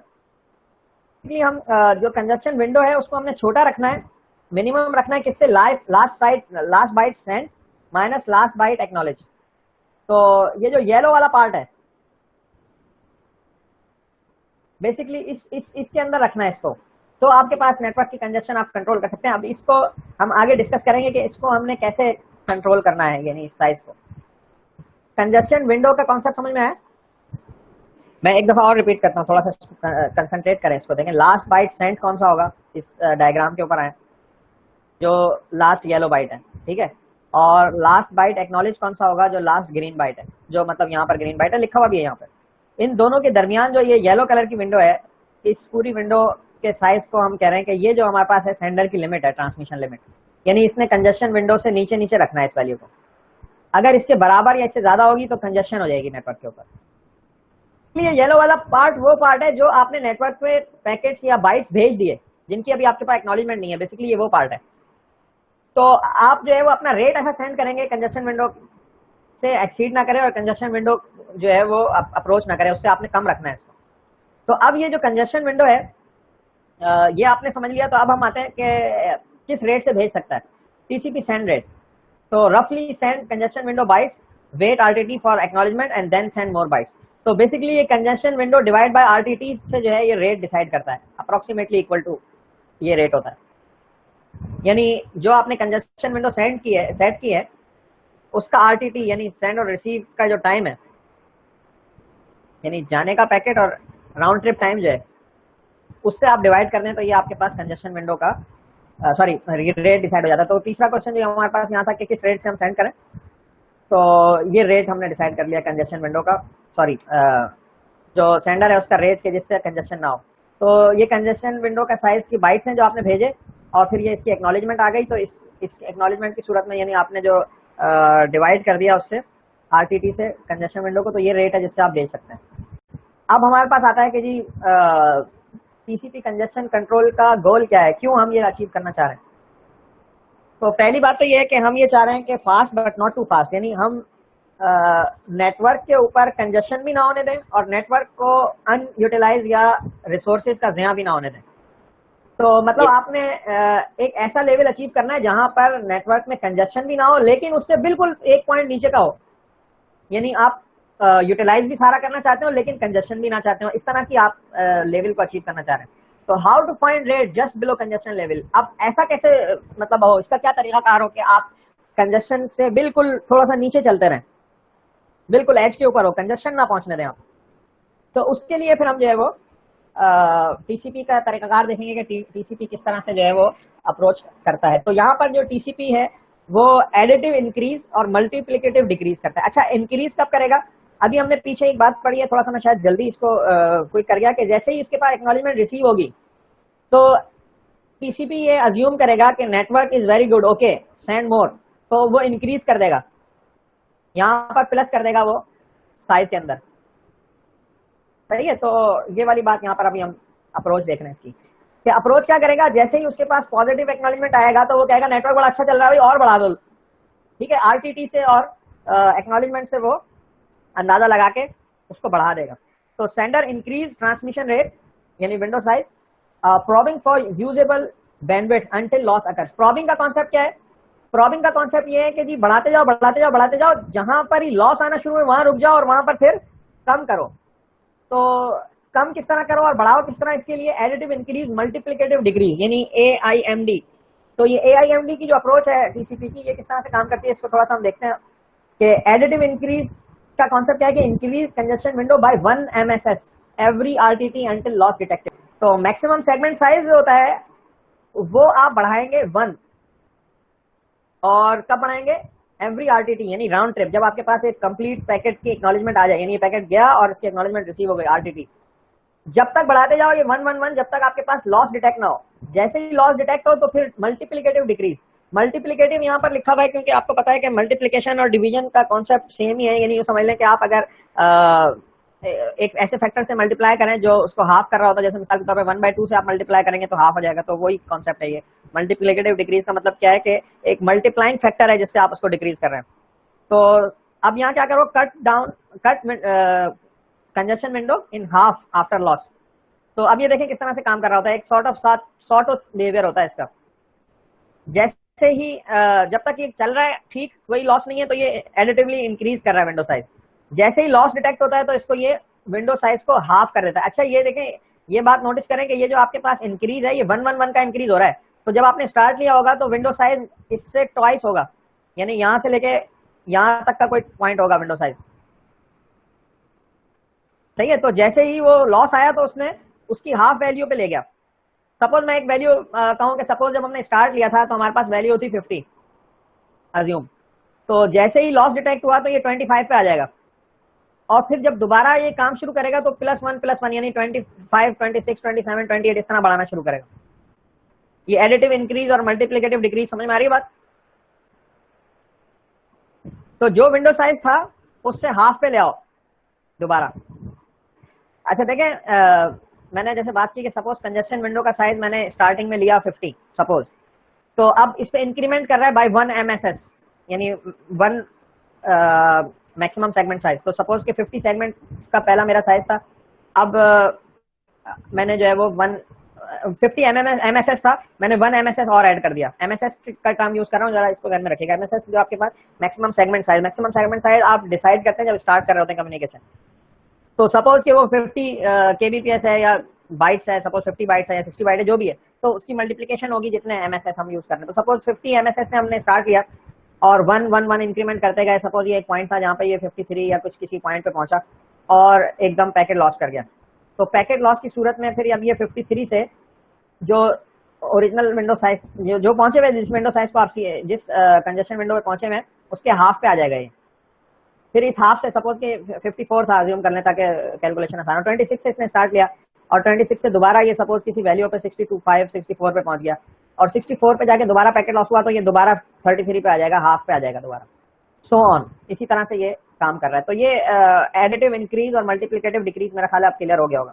हाँ देखें, बेसिकली कंजस्शन कंट्रोल के लिए रूल ये रख रहा है कि जब आपके पास पैकेट जा रहे हो, सही जा रहे हो और एक्नॉलेजमेंट आ रही हो, तो इसका मतलब है बैंडविड्थ बहुत पड़ी हुई है, बढ़ाए जाओ। तो अब ये MSS बढ़ाता जा रहा है, एवरी पॉजिटिव एक्नॉलेजमेंट पे MSS बढ़ा रहा है, और जैसे ही पैकेट लॉस हुआ तो इसका मतलब है कंजस्शन बढ़ गई है नेटवर्क पे। अब आप अपनी कंजस्शन विंडो हाफ कर दें, क्योंकि आप जो है वो रीजन बन रहे हैं कंजस्शन बढ़ाने का। तो अब वो अपनी विंडो को हाफ कर देता है और फिर दोबारा एडिटिव इंक्रीज करना शुरू करता है जहां तक उसके पास पैकेट लॉस नहीं होता।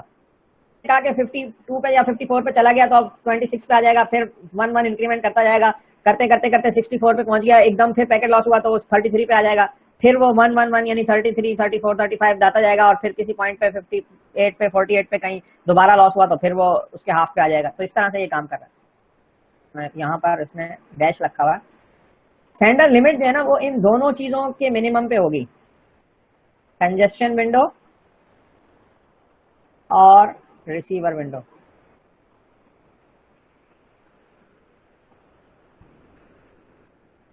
इस कॉन्सेप्ट को थोड़ा सा समझे और फिर हम आगे चलते हैं। देखिए, कंजस्शन विंडो वो साइज है कि जो नेटवर्क की कंजस्शन की बुनियाद पे आप सेट कर रहे हैं कि नेटवर्क पे इस हद तक बाइट सेंड कर सकते हो, इससे ज्यादा भेजोगे तो कंजस्शन हो जाएगा। अच्छा, दूसरा कॉन्सेप्ट है रिसीव विंडो का। रिसीव विंडो वो वाली विंडो है जो रिसीवर के एंड पे एम्प्टी बफर्स हैं, जो रिसीवर एंड पे अवेलेबल बफर्स हैं। तो अगर आपकी कंजस्शन विंडो का साइज बड़ा हो और रिसीव विंडो छोटी हो तो भी आपके पास पैकेट लॉस हो जाएंगे।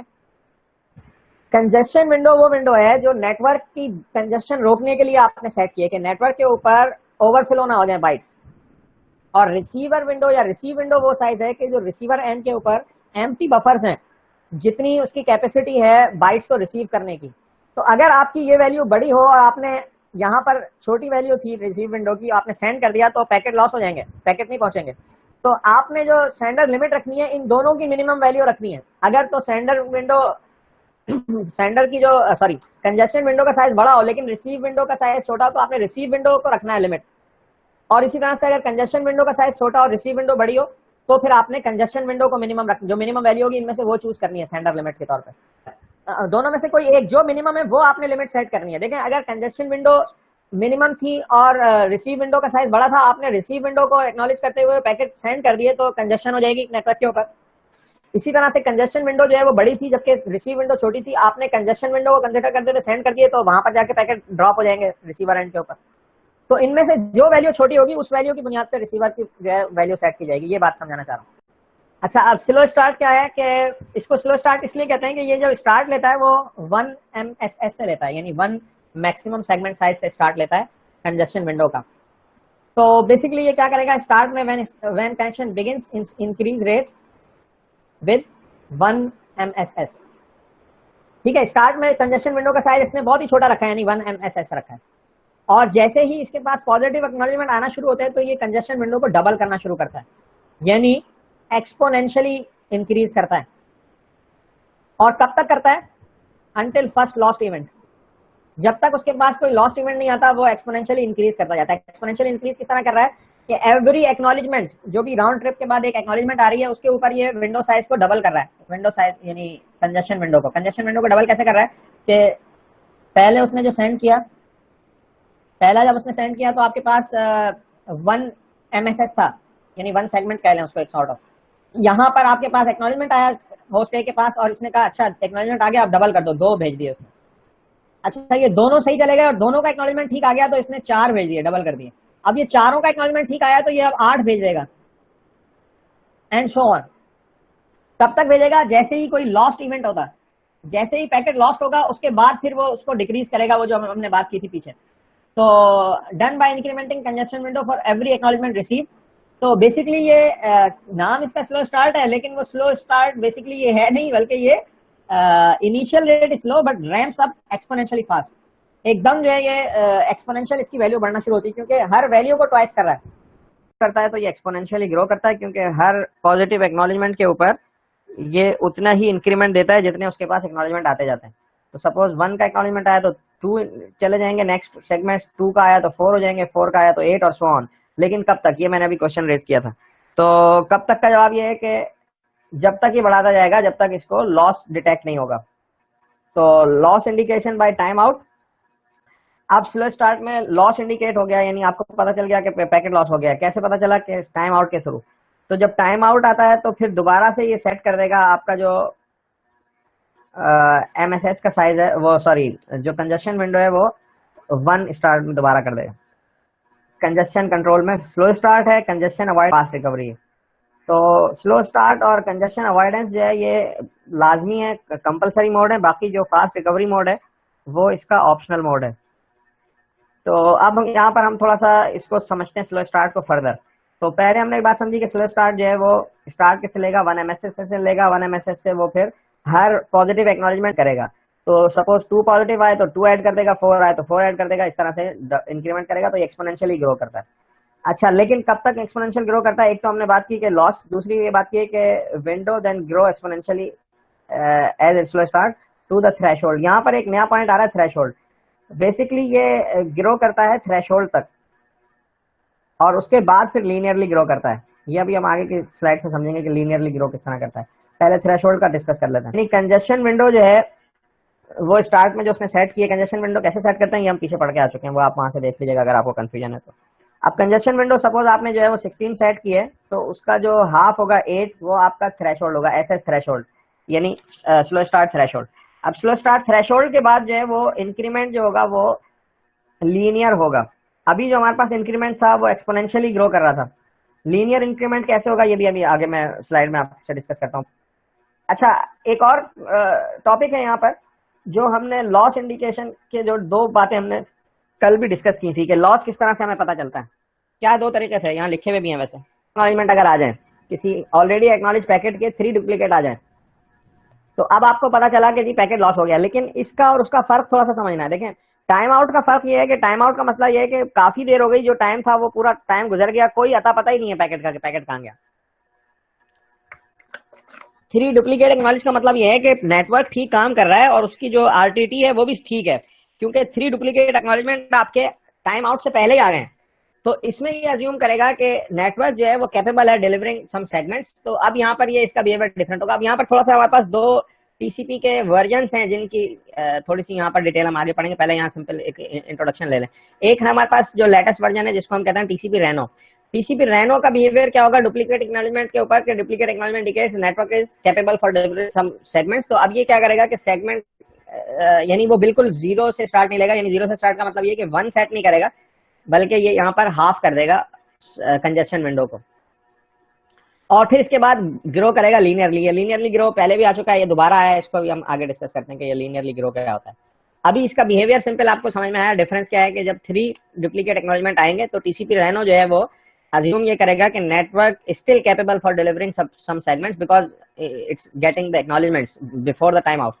So he assumes that network is still capable. So what he does, he just cut the size of congestion window to half and start sending linearly. ठीक है, linearly क्या है ये मैं आगे डिस्कस करता हूँ। अच्छा, दूसरा हमारे पास टीसीपी टाहो है। TCP Tahoe always send congestion window to 1। 1 क्या है? 1 MSS, चाहे टाइम आउट हो चाहे डुप्लीकेट एक्नॉलेजमेंट्स आए 3। तो टीसीपी टाहो का जो बिहेवियर है वो ये है कि कुछ भी हो जाए, पैकेट लॉस्ट हो या पैकेट के 3 नेगेटिव एक्नॉलेजमेंट या यूं कह लेंगे 3 डुप्लीकेट आ जाए, दोनों सूरत में आप कंजेशन विंडो को 1 से स्टार्ट लें और दोबारा से फिर जिस तरह से स्लो स्टार्ट काम करता है। स्लो स्टार्ट किस तरह काम करता है? हर पॉजिटिव एक्नॉलेजमेंट पे, हर एक्नॉलेजमेंट पे एक एमएसएस का इंक्रीमेंट करता है।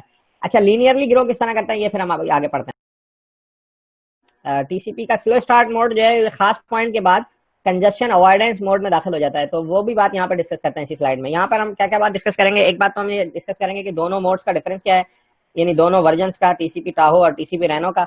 यहाँ पर हम जो है वो स्लो स्टार्ट मोड से कंजेशन अवॉइडेंस मोड में कैसे दाखिल हो रहे हैं ये डिस्कस करेंगे। यहाँ पर हम एस थ्रेशोल्ड डिस्कस करेंगे, ठीक है, और फर्दर इससे रिलेटेड चीजें यहाँ डिस्कस करेंगे। तो पहले सबसे पहले जो है वो क्वेश्चन है हमारे पास कि when should the exponential increase switch to linear. तो लीनियर पे कब स्विच करेगा? यहाँ पर अभी हमने पीछे पढ़ा था कि एक थ्रेशोल्ड है एस थ्रेशोल्ड, जिसके ऊपर वो लीनियर पे स्विच करेगा। वो एस थ्रेशोल्ड क्या चीज है?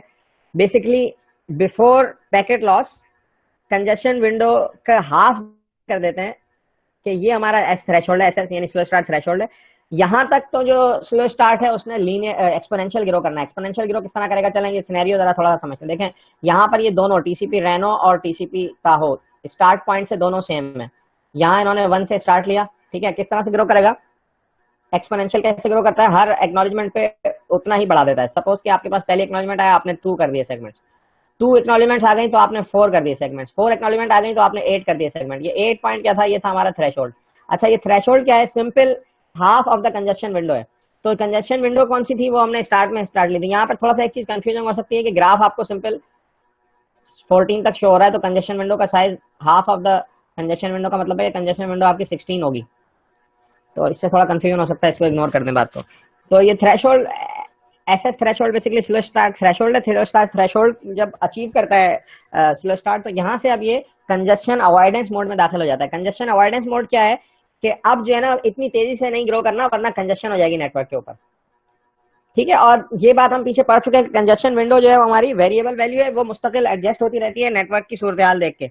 ये हमने कल के टॉपिक में डिस्कस किया डिटेल में कि कंजेशन विंडो क्या है और कैसे सेट होती है।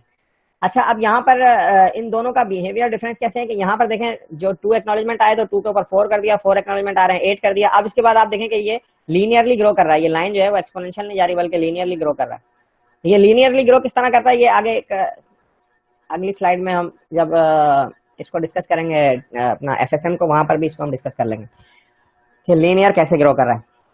अच्छा, अब यहाँ पर देखें कि आपके पास जो टॉपिक दूसरा है वो क्या है कि इन दोनों का डिफरेंस क्या है, टीसीपी रेनो और टीसीपी टाहो का। टीसीपी टाहो क्या करेगा कि जैसे ही उसके पास पैकेट लॉस होता है, ये जो हमारे पास पॉइंट है 12, यहाँ पर आके एक पैकेट लॉस हो गया, पैकेट लॉस हुआ तो जो टाहो का बिहेवियर था उसने स्टार्ट लिया 1 से और अगेन सेम स्टार्ट लिया, यानी जैसे एसएसएच स्लो स्टार्ट का जो बिहेवियर है, यानी वो एक्सपोनेंशियल ग्रो कर रहा है दोबारा।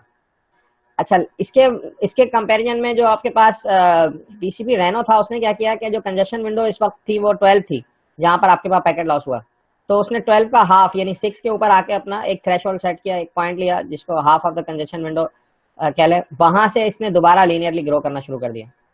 तो टीसीपी रेनो जो है वो ये समझ लें, सिनेरियो जो है वो 3 एक्नॉलेजमेंट्स का सिनेरियो है कि जिसमें जो है वो 3 डुप्लीकेट एक्नॉलेजमेंट आई। तो जो टीसीपी टाहो है उसने स्टार्ट लिया 1 से 1 एमएसएस से, और टीसीपी रेनो ने जो है वो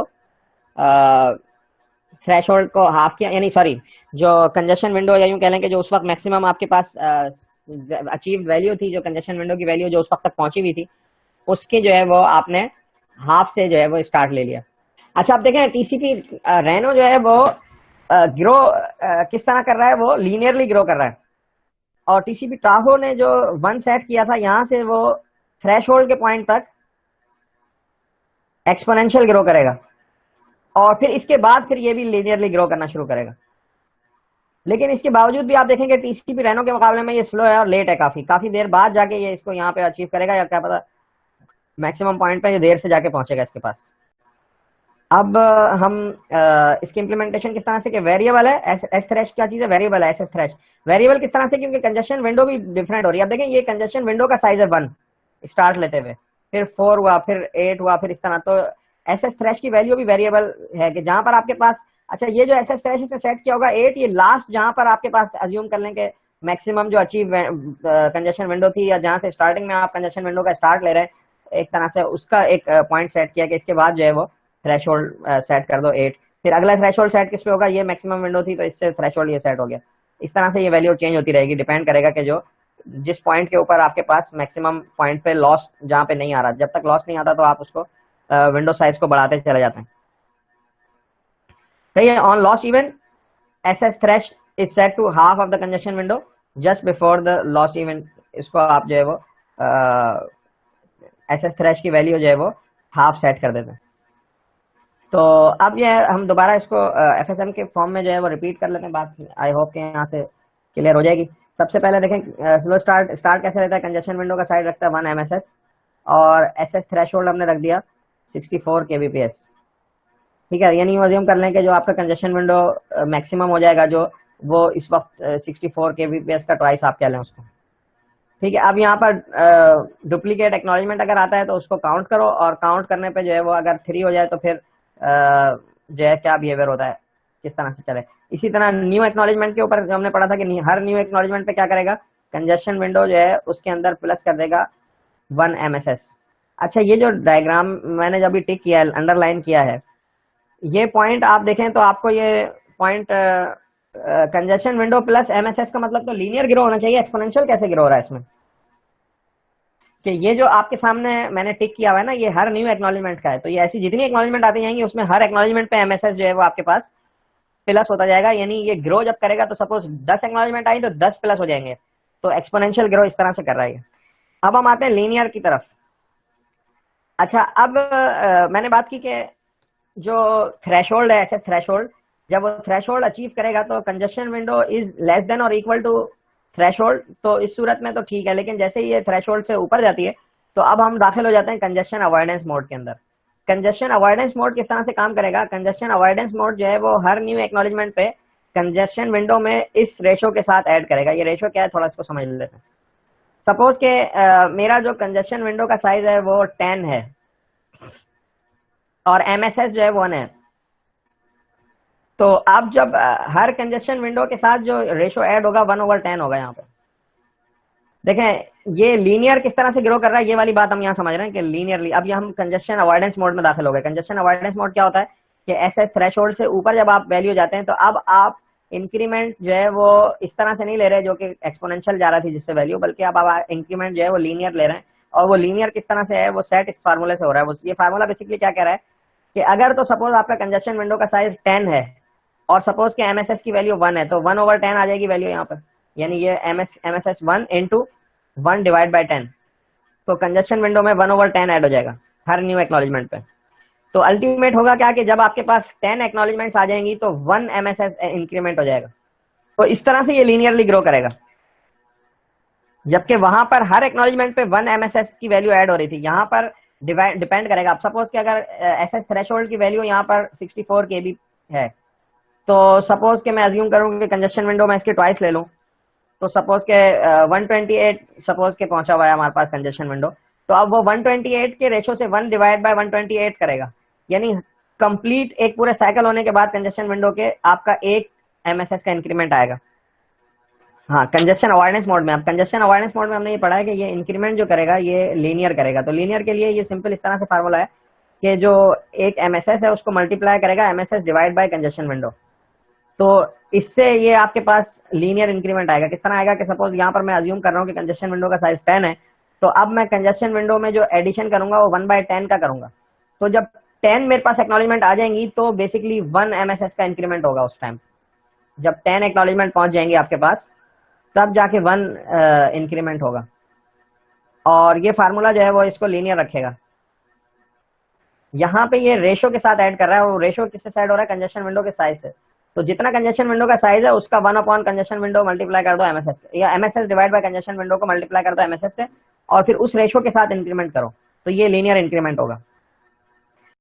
सही है। तो आप कंजेशन विंडो के अंदर दोबारा से एक्नॉलेजमेंट और डुप्लीकेट एक्नॉलेजमेंट को काउंट करें। अगर तो जो है वो टाइम आउट का केस आता है तो टाइम आउट की सूरत में कंजेशन विंडो का साइज जो है वो SS थ्रेश जो है वो half of the congestion window set कर दो और दोबारा से कंजेशन विंडो 1 कर दो और डुप्लीकेट एक्नॉलेजमेंट 0, यानी अभी कोई एक्नॉलेजमेंट नहीं है, और अब दोबारा से काउंट शुरू कर दो, रीट्रांसमिट करो सेगमेंट्स को। तो अब ये हमने 2 मोड पढ़ लिया और मैंने ये बताया कि ये 2 मोड जो है वो कंपलसरी हैं TCP के लिए। एक और मोड है वो हमारे पास है फास्ट रिकवरी। ये फास्ट रिकवरी मोड TCP का लाजमी मोड नहीं है, ये सारे फीचर्स में नहीं है। जैसे हमने पीछे पढ़ा कि हमारे पास जो TCP रेनो है वो सिंपल, सॉरी TCP टाहो जो है वो सिंपल जो है वो इन दोनों के ऊपर स्लो स्टार्ट और कंजेशन अवॉइडेंस मोड पे काम करता है।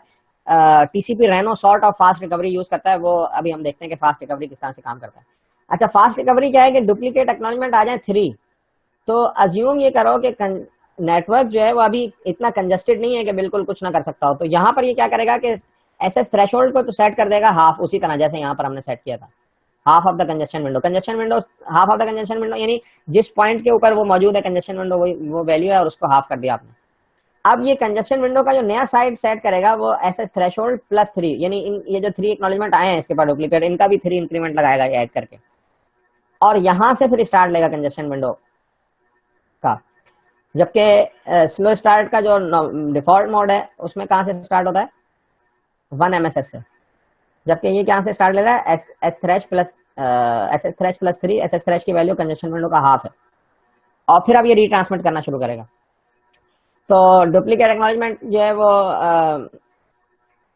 काउंट करेगा, कंजेशन विंडो को सेट करता जाएगा प्लस MSS के साथ, यानी यहाँ पर ये दोबारा से किस तरह से काम करेगा? एक्सपोनेंशियली ग्रो करेगा, जो आपका स्टार्टिंग फीचर था वहां। ठीक है, ये फास्ट मोड की बात कर रहे हैं, फास्ट रिकवरी मोड। अच्छा, फास्ट रिकवरी मोड में जो है वो न्यू एक्नॉलेजमेंट आ जाए तो नॉर्मल कंजेशन अवॉइडेंस मोड की तरफ ये स्विच कर जाएगा। किस पॉइंट पे? जब कंजेशन मोड जो है वो बराबर हो जाए थ्रेशोल्ड के। ये बात मैं रिपीट कर देता हूँ। देखें, फास्ट रिकवरी मोड में आप दाखिल हुए और आप अचीव कर चुके हैं थ्रेशोल्ड को, SS थ्रेशोल्ड को। SS थ्रेशोल्ड जो है वो आपका कंजेशन विंडो के बराबर हो गया और न्यू एक्नॉलेजमेंट आपके पास नॉर्मल आ रहा है, तो अब आप दोबारा से कंजेशन अवॉइडेंस मोड में चले जाएंगे, क्योंकि ये रिकवरी का मोड था, ये परमानेंट मोड नहीं है। अच्छा, दूसरा सिनेरियो क्या है कि टाइम आउट हो गया। टाइम आउट में फिर ये टाइम आउट हुआ है फास्ट रिकवरी से, तो फिर ये जो है वो दोबारा से जो है वो नॉर्मल मोड की तरफ जाएगा, यानी कंजेशन विंडो का साइज 1 रखेगा, SS थ्रेशोल्ड को हाफ सेट करेगा और दोबारा से उसी तरह स्टार्ट लेगा। और इसी तरह से जो है वो स्लो स्टार्ट मोड में अगर 3 डुप्लीकेट एक्नॉलेजमेंट आ जाए तो वो फास्ट रिकवरी मोड से स्टार्ट लेगा। अच्छा, यहाँ पे हमारे पास क्या है कि हम जो है वो TCP throughput as a function of window size और RTT एवरेज एक तरह से यूँ कह लें कि, तो एवरेज में हम ये इग्नोर करेंगे कि TCP का जो स्लो स्टार्ट टाइम है, ignore slow start. Slow start में क्या होता है कि एक 1 से स्टार्ट लेता है और फिर इंक्रीमेंट्स लगता है, तो हम अज्यूम कर रहे हैं कि ये इतना कम टाइम होता है और इस टाइम को हम अज्यूम कर रहे हैं कि ये इग्नोरेबल है, यानी इसको इग्नोर कर देते हैं और अज्यूम कर रहे हैं कि डेटा जो है वो ऑलवेज एक कांस्टेंट या एवरेज स्पीड के साथ सेंड हो रहा है। सही है। और फिर दूसरा हम जो है वो यहाँ पर ये एक विंडो कैपिटल W से एक विंडो साइज सेट कर रहे हैं, जो कि मेजर करेंगे हम इन बाइट्स में। तो अगर लॉस आता है तो फिर एवरेज विंडो साइज जो है वो, यानी इन फ्लाइट जो आपके पास विंडो है वो हो जाएगी 3/4 इंटू कैपिटल W, और एवरेज थ्रूपुट जो है वो आपके पास 3/4 W पर RTT है। ये बेसिकली यूँ समझ लें कि सिनेरियो ये है कि आपके पास जब मैक्सिमम विंडो यानी मैक्सिमम अचीवेबल पॉइंट पे पहुंचते हैं और यहाँ पर जो है वो आपके पास लॉस का सिनेरियो आता है, तो आप उसका साइज कर देते हैं हाफ, और फिर दोबारा आप बढ़ाना शुरू करते हैं और फिर एक पॉइंट पे पहुंचते हैं जहां पर आपको लॉस का आता है, फिर आप उसको हाफ कर देते हैं, फिर इस तरह से ये थ्रूपुट की वैल्यू। यहाँ पर हमने देखें, एक चीज ध्यान में रखें कि यहाँ पर हमने इग्नोर किस चीज को किया है, स्लो स्टार्ट को। तो आप देखें कि ये जो ग्राफ ग्रो कर रहा है वो उस तरह से ग्रो नहीं कर रहा जिस तरह से अभी हमने स्लो स्टार्ट में देखा था। तो यहाँ पर हम उस वैल्यू को इग्नोर करते हुए हम समझ रहे हैं कि ये एकदम कांस्टेंट एक तरह से स्टार्ट लेता है और एक वैल्यू के साथ जो है वो बढ़ता जाता है। तो बेसिकली ये जो थ्रूपुट होगा ये इन एवरेज के दरमियान में लाया करेगा, यानी 3/4 W ओवर RTT, जबकि W जो है वो आपका एक विंडो साइज है जिसको हमने मेजर किया है कि जहां लॉस आता है आपके पास जाके मैक्सिमम, और RTT जो है वो एक इसका राउंड ट्रिप टाइम है। तो इस तरह से जो है वो हम एक थ्रूपुट मेजर कर सकते हैं इसका, अज्यूम करते हुए कि स्लो स्टार्ट के टाइम को हम इग्नोर कर देते हैं। अच्छा, अब हम आते हैं टीसीपी का फ्यूचर का एक टॉपिक, यानी यूं समझ लें कि एक ओपन रिसर्च भी इसको कह सकते हैं हम, कि TCP over long fat pipes. Long fat pipe से यहाँ मुराद क्या है कि बहुत ही ह्यूज मासिव किस्म की आपके पास जो है वो बैंडविड्थ है। तो सिनेरियो समझते हैं थोड़ा सा, कि एग्जांपल में मिसाल लें कि हमारे पास एक सेगमेंट साइज जो है वो 1500 बाइट्स है, यानी 1500 बाइट्स के सेगमेंट्स हैं, और जो आपके पास राउंड ट्रिप टाइम है RTT वो 100 मिली सेकेंड है, और जो आपके पास बैंडविड्थ या थ्रूपुट अवेलेबल बैंडविड्थ है वो आपके पास 10 Gbps है। आप सेंड करना चाह रहे हैं 10 Gbps के थ्रूपुट के साथ।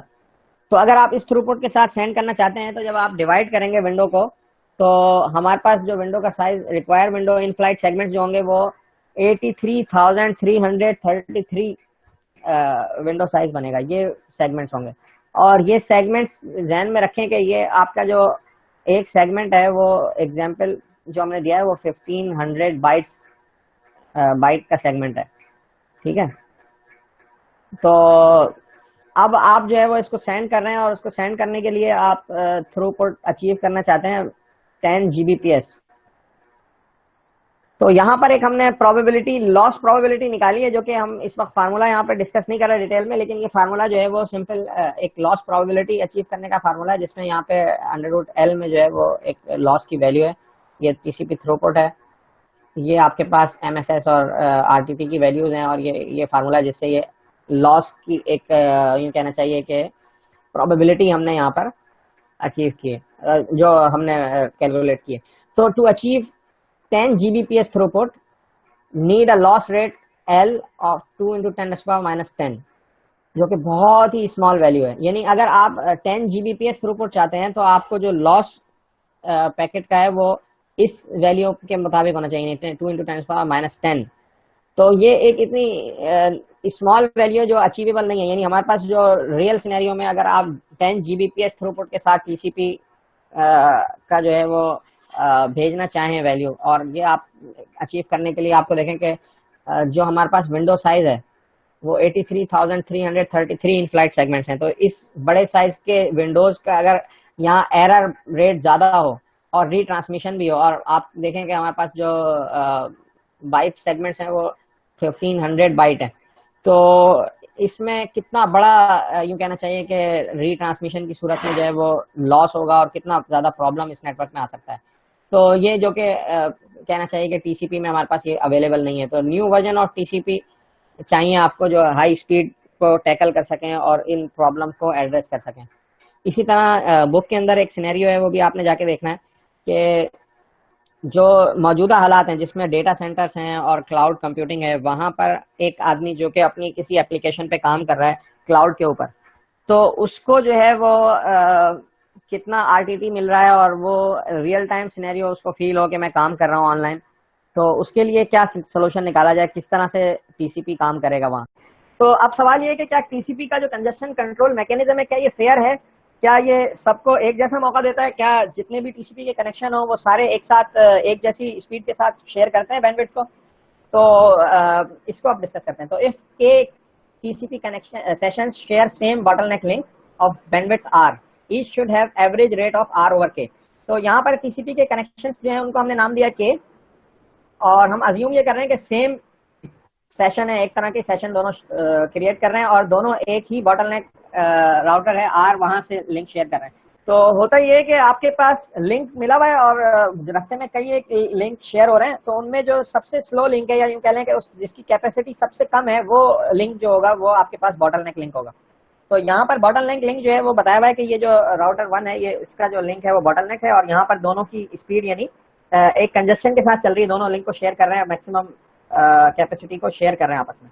तो अगर फेयर यूजेज होगा तो इन दोनों को R/K मिलना चाहिए, यानी link bandwidth divide by TCP sessions के, जिसको हमने डिनोट किया।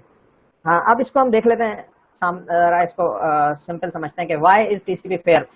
तो टू कंपीटिंग कनेक्शन है, दोनों कंपीट कर रहे हैं एक दूसरे से। अब यहाँ पर हम ये समझेंगे कि हमारा जो additive increase and multiplicative decrease का जो एल्गोरिथम था जिससे टीसीपी जो है वो कंजेशन कंट्रोल कर रहा है, वो किस तरह से फेयर काम करता है। तो सपोज के सबसे पहले हम यहाँ पर सिनेरियो समझ लें कि कनेक्शन 1 का थ्रूपुट दिखाया हुआ है यहाँ और लिंक R शेयर कर रहा है, वो इसी तरह कनेक्शन 2 का थ्रूपुट की वैल्यू दिखाई हुई है और लिंक R शेयर करता है। तो अब थ्योरी ये है कि अगर इक्वल बैंडविड्थ शेयर करेंगे तो ये जो डॉटेड लाइन है इसके ऊपर लाया करेगी दोनों की वैल्यू। चले मैं बहुत इजी लेमैन की तरह समझाता हूँ। सपोज के कनेक्शन 1 जो है वो उसका थ्रूपुट की वैल्यू हो गई 1 और सेम ही कनेक्शन 2 की वैल्यू हो गई 1, तो दोनों इस पॉइंट पे लाया करेंगे, सही है। इसी तरह कनेक्शन 2 की वैल्यू हो गई 2, इसकी वैल्यू भी हो गई 2, तो जो उनका मिडिल पॉइंट होगा वो इस पे लाया करेगा, सो ऑन। तो ये इस तरह से अगर किसी पॉइंट यहाँ पर कनेक्शन 1 की वैल्यू है तो एग्जैक्टली इतने ही पॉइंट पे कनेक्शन 2 की वैल्यू है, तो दोनों जब आके मीट करेंगे पॉइंट पे तो वो ये पॉइंट होगा। इस तरह से ये पॉइंट बनते चले जाएंगे और ये जो पॉइंट बनेंगे ये लाया करेंगे इस तरह से, ये एक 45 डिग्री का एंगल बनाएंगे, सही है। तो दोनों का थ्रूपुट अगर सेम है तो एग्जैक्टली 45 डिग्री का एक एंगल बनना चाहिए। तो अब इसको जरा हम एग्जाम्पल से समझते हैं, यानी फर्दर इसको आगे बात को बढ़ाते हैं। यहाँ तक की बात थ्योरी समझ में आ गई कि अगर दोनों सेम लिंक को बिल्कुल एग्जैक्टली सेम शेयर कर रहे हो तो ये 45 डिग्री का एंगल बनना चाहिए इनके दरमियान। तो इक्वल बैंडविड्थ शेयर के लिए ये ग्राफ बनता है। अब सपोज कि हमारे पास जो है वो हम जो है वो congestion avoidance and additive increase का जो मोड है वो हम यूज करते हुए जा रहे हैं। तो सपोज के दोनों कनेक्शन जो है वो इस पॉइंट से इन्होंने स्टार्ट लिया और दोनों ने जो है वो अपने थ्रूपुट की वैल्यू बढ़ाई। तो अब ये देखें 45 डिग्री पे ये एरो जा रहा है, यानी दोनों जो है वो साथ साथ वैल्यूज को बढ़ाते जा रहे हैं, एक ही तरह दोनों की वैल्यूज इंक्रीज हो रही है। स्टार्टिंग पॉइंट डिफरेंट होगा लेकिन बहरहाल जब स्टार्ट लेने के बाद जब चल रहे हैं तो दोनों सपोज एक ही उस पर जा रहे हैं। अब क्या होगा, एक पॉइंट था ए जहां से हमने स्टार्ट लिया, सपोज कि मैं इसको कह रहा हूं ए है ये पॉइंट, और ये पॉइंट है बी जहां पर जो है वो अब कंजेशन अवॉइडेंस मोड में दाखिल होगा, या यूं कह लेंगे पैकेट ड्रॉप हो गया। तो अब क्या होगा पैकेट ड्रॉप की सूरत में, हाँ तो हम ये अज्यूम करते हैं कि उसने जो है वो डिक्रीज किया window by a factor of 2, 1/2 से जो है वो हमने डिक्रीज किया इसको। तो अब सपोज कि ये एक पॉइंट सी है, यहाँ पे जब ये पहुंचा जो कि इसने हाफ कर दिया था कंजक्शन विंडो को, और यहाँ से जो है वो उसने दोबारा स्टार्ट लिया, तो अब दोबारा इन्होंने जो है वो वैल्यू बढ़ाना शुरू की और ये कंजक्शन अवॉइडेंस के पॉइंट पे पहुंचे जहाँ एडिटिव इंक्रीज के थ्रू एडिट करते गए, और फिर दोबारा से जो है वो पैकेट ड्रॉप की सूरत में अब क्या करेंगे, वो कट डाउन कर देंगे, लॉस की सूरत में डिक्रीज कर देंगे विंडो फैक्टर बाय 2, फिर दोबारा से स्टार्ट लेंगे एडिटिव इंक्रीज और एक पॉइंट पे पहुंचेंगे और फिर दोबारा से ड्रॉप कर देंगे। तो ये आखिरकार पहुंचते पहुंचते वो उसी पॉइंट पे पहुंच जाता है जो एक 45 डिग्री के एंगल पे पहुंच रहा है।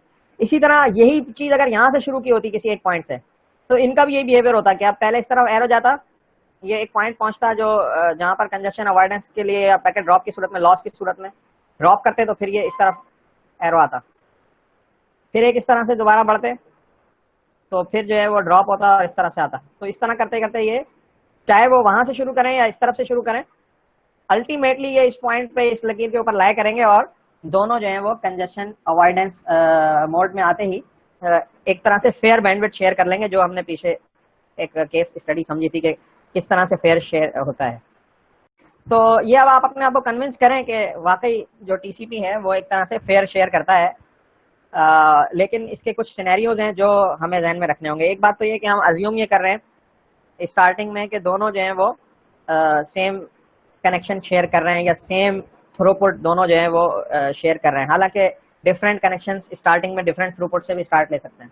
तो कुछ एजम्पशन है इसमें, लेकिन बहरहाल कुछ ना कुछ सिनेरियो तक ये जाके ठीक ही बैठता है ये बात फेयर, लेकिन कुछ इसके और पहलू हैं जिसको अभी हम डिस्कस करते हैं।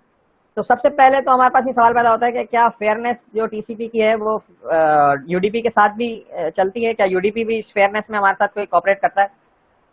क्या ऐसी एप्लीकेशंस जो मल्टीमीडिया एप्स जो हैं, जैसे मिसाल के तौर पे आपके पास अभी हम जो वीडियो कॉलिंग कर रहे हैं, या यूं कह लें कि एक कॉन्फ्रेंस कॉलिंग है, या आपके पास वॉइस की जो कॉल होती है, जैसे आप व्हाट्सएप कॉल करते हैं या स्काइप पे कॉल करते हैं, या इसी तरह से जो है वो आपके पास लाइव स्ट्रीमिंग है जिसमें आप लाइव वीडियोस देख रहे हैं या कोई न्यूज़ सुन रहे हैं या कोई इस तरह से कुछ भी लाइव स्ट्रीमिंग कर रहे हैं, तो ये सारी जितनी भी सर्विसेज हैं ये टीसीपी को यूज़ नहीं करती। ये जो है वो अपना थ्रूपुट जो है वो उसको थ्रॉटल नहीं करना चाहती, वो उसको कंट्रोल नहीं करना चाहती, वो चाहती हैं कि मैक्सिमम थ्रूपुट के साथ हम वैल्यूज भेजते रहें। तो इस पॉइंट पे आके फेयरनेस जो है वो यूडीपी भी क्या करता है, ऐसा नहीं है, बल्कि जो यूडीपी यूज करने वाली एप्लीकेशंस हैं वो कंजेशन को अवॉइड मतलब नहीं करती, या यूं कह लें कि वो दे डोंट बॉदर के कंजेशन हो जाए, उनको फर्क नहीं पड़ता। वो टीसीपी के साथ इस तरह का कोई कहना चाहिए कि कॉपरेट नहीं करें। तो इंस्टेड यूज यूडीपी यूज करते हैं और send audio video at constant rate tolerant packet loss, वो अपना भेजते रहते हैं उसी तरह। तो नाउ टाइटल में ये क्वेश्चन उठाया गया है कि फेयरनेस क्या यूडीपी में भी मौजूद है? क्या यूडीपी भी इस फेयरनेस को सपोर्ट करता है? नीचे लिखा है do not want to rate throttle. UDP जो एप्लीकेशंस हैं वो टीसीपी यूज नहीं कर रही। पहली बात तो ये कि मल्टीमीडिया टीसीपी यूज नहीं कर रही, इंस्टेड दे यूज यूडीपी। अब ये यूडीपी यूज कर रहे हैं तो यहाँ पर ये they keep sending on the constant rate, they don't bother, इनको नहीं फर्क पड़ता, ये टॉलरेट कर जाती हैं पैकेट लॉस को। टीसीपी में पैकेट लॉस की गुंजाइश नहीं है, ठीक है। तो इसलिए टीसीपी अपने तौर पे तो कंट्रोल कर रहा है, टीसीपी कनेक्शन आपस में तो एक दूसरे से कर रहे हैं, लेकिन जहां शेयर लिंक हो जिसमें यूडीपी भी शेयर कर रहा हो तो यूडीपी इसके साथ कोई कॉपरेट नहीं करता। ये बात की है मैंने। से यूडीपी को बाउंड किया जाए या किस तरह से एक ऐसा सिनेरियो डेवलप किया जाए इंटरनेट पे कि यूडीपी की एग्जिस्टेंस के साथ टीसीपी जो है वो रिलायबल डेटा सेंड कर सके और कंजेशन कंट्रोल जो है वो दोनों के ऊपर लागू हो सके किसी तरह। अच्छा, अब हम आ जाते हैं fairness in parallel TCP connection. क्या टीसीपी कनेक्शंस के पैरेलल टीसीपी कनेक्शन में फेयरनेस है या नहीं है? तो इस सिनेरियो को अब हम डिस्कस कर लेते हैं। तो application can open multiple parallel connections between two host, ठीक है। जो एप्लीकेशंस हैं वो मल्टीपल पैरेलल कनेक्शन दो होस्ट के दरमियान क्रिएट करती हैं, और वेब ब्राउजर जो है वो they are common to do this, ठीक है। वेब ब्राउजर अक्सर ऐसा करते हैं कि मल्टीपल कनेक्शन क्रिएट कर लेते हैं between the server and client. तो अब यहाँ पर हम सिनेरियो ये डिस्कस कर रहे हैं कि मिसाल के तौर पे एक लिंक है और उसका रेट है R, और 9 एग्जिस्टिंग कनेक्शन जो हैं वो उसको यूज कर रहे हैं, सही है। अब यहाँ पर एक नई ऐप आई है और नई ऐप ने आकर एक टीसीपी कनेक्शन बनाया, तो अब जो रेट होगा इनका वो R/10 होगा, क्योंकि पहले से 9 कनेक्शन थे तो 10th कनेक्शन जो है वो उसको मिल गया, यानी इक्वल डिवाइड हो गया, R/10 हो गया। यहाँ तक की बात सही है? Yes sir. तो अभी हमने देखा कि टीसीपी का जो कंजेशन अवॉइडेंस या कंजेशन कंट्रोल मैकेनिज्म है वो उनको अल्टीमेटली पुश कर देता है कि वो सब इक्वल डिवाइड कर लेते हैं बैंडविड्थ को, फेयर यूज होने लग जाता है। लेकिन यहाँ पर जो एक अनफेयर गेम है वो ये क्या है कि अगर कोई ऐप एक से ज्यादा पैरेलल कनेक्शन बना ले तो वो ज्यादा यूज कर सकती है। इस बात को थोड़ा सा नेक्स्ट एग्जांपल से समझते हैं कि सपोज सिनेरियो यही है कि यहाँ पर हमारे पास R लिंक है और 9 एग्जिस्टिंग कनेक्शन है, और अब एक नई ऐप आई है और उसने 11 कनेक्शन रिक्वेस्ट किए हैं टीसीपी के लिंक के ऊपर। तो 11 कनेक्शन बनाने के बाद अब टोटल कनेक्शन कितने हो गए? 20, और इन 20 कनेक्शंस में से 9 कनेक्शन एग्जिस्टिंग थे, डिफरेंट ऐप्स के थे, हर कनेक्शन एक का था, और 11 कनेक्शन जो है ना वो एक ऐप ने बना लिए। तो अज्यूम करें कि सपोज कि ये हाफ हाफ है, यानी 10-10 है, अज्यूम कर लें, तो तकरीबन approximately half of the bandwidth जो है वो एक ऐप ने यूज करना शुरू कर दी, और हाफ ऑफ द बैंडविड्थ जो है वो बाकी की 9 जो कनेक्शन बने हुए हैं, जो 9 ऐप्स हैं, मे बी 9 डिफरेंट सर्वर्स या सिस्टम्स आपस में कनेक्शन बना रहे हो, क्लाइंट और सर्वर, तो उनको हाफ ऑफ द बैंडविड्थ मिल रही है। तो यानी जो लिंक है वो शेयर हो रहा है इनमें R/2। अब ये R/2 शेयर कर रहा है ये 11 कनेक्शंस, और R/2 बाकी की जो 9 कनेक्शन है उनके ऊपर शेयर हो रहा है अप्रोक्सीमेटली। तो यहाँ पर जो है वो ये फेयरनेस नहीं हो रही, बल्कि अगर कोई ऐप पैरेलल कनेक्शन बनाती है तो वो ज्यादा बैंडविड्थ को यूटिलाइज कर रही है, लिंक को कर रही है, कंपेयर टू अदर ऐप्स या अदर होस्ट भी कह सकते हैं। ये वाला पॉइंट समझ में आया? Yes sir. सही है। तो ये भी टीसीपी के जो पैरेलल कनेक्शन है इसमें ये प्रॉब्लम है, और इसको भी जो है वो एक ओपन रिसर्च एरिया कहा जा सकता है। इस पे भी काम हो रहा है, बहुत से लोग इसके हवाले से भी कुछ डेवलप करने की कोशिश कर रहे हैं। अच्छा, यहाँ पर मैं एक बात कि ये जो पूरा कंजेशन कंट्रोल का एक पूरा प्रोटोकॉल्स बने हैं, डेवलप हुआ है, तकरीबन इसको 10 साल लगे हैं, 10 ईयर्स के बाद ये एक कुछ मैकेनिज्म, ये जो एडिटिव इंक्रीज और मल्टीप्लिकेटिव डिक्रीज का जो मैकेनिज्म है, जो एल्गोरिथम है, डेवलप हुआ है टीसीपी में, कंजेशन कंट्रोल। तो इसमें हिट एंड ट्रायल पे लोगों ने एक्सपेरिमेंट करते करते करते इस पे पहुंचे, और इसको फर्दर इंप्रूवमेंट जैसे अभी टीसीपी रेनो और टाहो के केस में भी हमने देखी। तो ये मुख्तलिफ चीजें चल रही हैं मुस्तकिल, तो फर्दर भी इंप्रूवमेंट चलती रहती है, लोग रिसर्च करते रहते हैं, लोग जो है वो लूप होल आइडेंटिफाई करते रहते हैं। तो अभी इस पे काम हो रहा है। अभी इस हवाले से कोई ऐसा शेयर पॉलिसी में फेयरनेस नहीं है। अगर एक ऐप मल्टीपल कनेक्शंस बना लेती है तो वो लिंक का ज्यादा यूटिलाइज कर सकती है, और ये बहुत कॉमन है वेब ब्राउजर्स में। आप जाके थोड़ा सा इसकी हिस्ट्री अगर अपने तौर पे भी एक्सप्लोर करें तो अच्छा है। आप जाके देखें कि जी मोजिला फायरफॉक्स जो है वो किस तरह से कनेक्शन बनाता है और कितने कनेक्शन बनाता है, कैसे काम करता है। इसी तरह से इसकी पॉलिसी पढ़ें कि जो आपका जो क्रोम है वो किस तरह से कनेक्शन बना रहा है, सफारी किस तरह कर रहा है। ये चीजें थोड़ा सा एक्सप्लोर करें और इसको समझें तो आपको पता चलेगा कि कौन किस तरह कौन से टीसीपी के वर्जन यूज कर रहा है और किस तरह से जो है वो पैरेलल कनेक्शन कौन से ब्राउजर बनाते हैं, कौन से नहीं बनाते हैं। अच्छा, अभी तक जो हमने पूरा मैकेनिज्म पढ़ा है, जो स्टार्ट से अभी तक हम ये पढ़ते आ रहे हैं कि टीसीपी के पास ऐसा कोई जरिया नहीं है जिससे जो है वो पता चला सके कि नेटवर्क के ऊपर क्या चल रहा है। यानी नेटवर्क जो है उससे कोई फीडबैक नहीं है टीसीपी के पास। अब यहाँ पर थोड़ी सी इस थ्योरी में मॉडिफिकेशन है कि एक मैकेनिज्म है जो सब यूज नहीं कर रहे हैं, टीसीपी के सारे वर्जन में यूज नहीं हो रहा, लेकिन ये एक फैसिलिटी अब अवेलेबल है, और वो ये है explicit congestion notification. Explicit congestion notification में क्या होता है कि नेटवर्क असिस्टेड कंजेशन कंट्रोल है। यानी नेटवर्क जो है वो फीडबैक देता है आपको, यानी टीसीपी को, यानी यूं कह लें आईपी प्रोटोकॉल एक तरह से इसमें इन्वॉल्व हो रहा है, और वो आपको जो है वो 2 bits in IP header add कर देता है, जिससे जो है वो आपको पता चलता है कि नेटवर्क जो है वो कंजेस्टेड है। तो करेगा क्या कि जैसे सपोज कि यहाँ पर, अच्छा इसको हम कहते हैं एक्सप्लिसिट कनेक्शन कंजेशन नोटिफिकेशन या ईसीएन। तो जब datagram travel, IP datagram travel करते हैं, यानी यहाँ से जब सोर्स से निकलता है, तो यहाँ पर ईसीएन की जो बिट्स हैं वो 0 सेट है। जब राउटर के ऊपर कंजेशन होता है तो राउटर जो है वो ईसीएन यानी एक्सप्लिसिट कंजेशन नोटिफिकेशन के बिट्स को जो है वो 1-1 कर देता है। और जब रिसीवर एंड पे रिसीव होता है एप्लीकेशन को ट्रांसपोर्ट लेयर के पास, तो ट्रांसपोर्ट लेयर जो है वो सोर्स को ये मैसेज भेजती है कि भाई कंजेशन है नेटवर्क के ऊपर, तो अब आप अपने पैकेट्स का साइज और अपनी जो रेट है उसको स्लो कर लें। तो इस तरह से जो है वो होता ही है कि 2 bits in IP header mark by the network router to indicate congestion. ये 2 बिट जब हमने डिस्कस की ईसीएन की। और congestion indication carry to the receiving host, receiving host के पास पहुंचती है। रिसीविंग होस्ट फिर आइडेंटिफाई करता है, एक्नॉलेज करता है टीसीपी एक्नॉलेज सेगमेंट में कि रिसीवर को के seeing congestion indication in IP datagram sets ECE bit to receiver to sender acknowledgement segment to notify sender of congestion. तो यहाँ पर ये जो टीसीपी के एक्नॉलेजमेंट है इसमें ईसीई बिट ऐड कर देता है। एक्सप्लिसिट कंजेशन का जो है वो नोटिफिकेशन इसमें भी ये ऐड कर देता है कि नेटवर्क के ऊपर कंजेशन है, तो इसकी वजह से आप जो है वो रेट को डिफरेंट करें। अच्छा, इसमें भी 2 तरह के एक्नॉलेजमेंट हैं। एक तो ये कि जैसे राउटर ने यहाँ पर ऐड किया और होस्ट जो डेस्टिनेशन है उसके पास पहुंचा, तो उसने टीसीपी एक्नॉलेजमेंट में ये बताया कि जी नेटवर्क में कंजेशन है। और दूसरा एक डायरेक्ट भी राउटर जो है वो फीडबैक दे सकता है सोर्स को। तो ये दोनों मैकेनिज्म आप बुक में देख लें, तो बुक में भी डिटेल में ये गिवन है।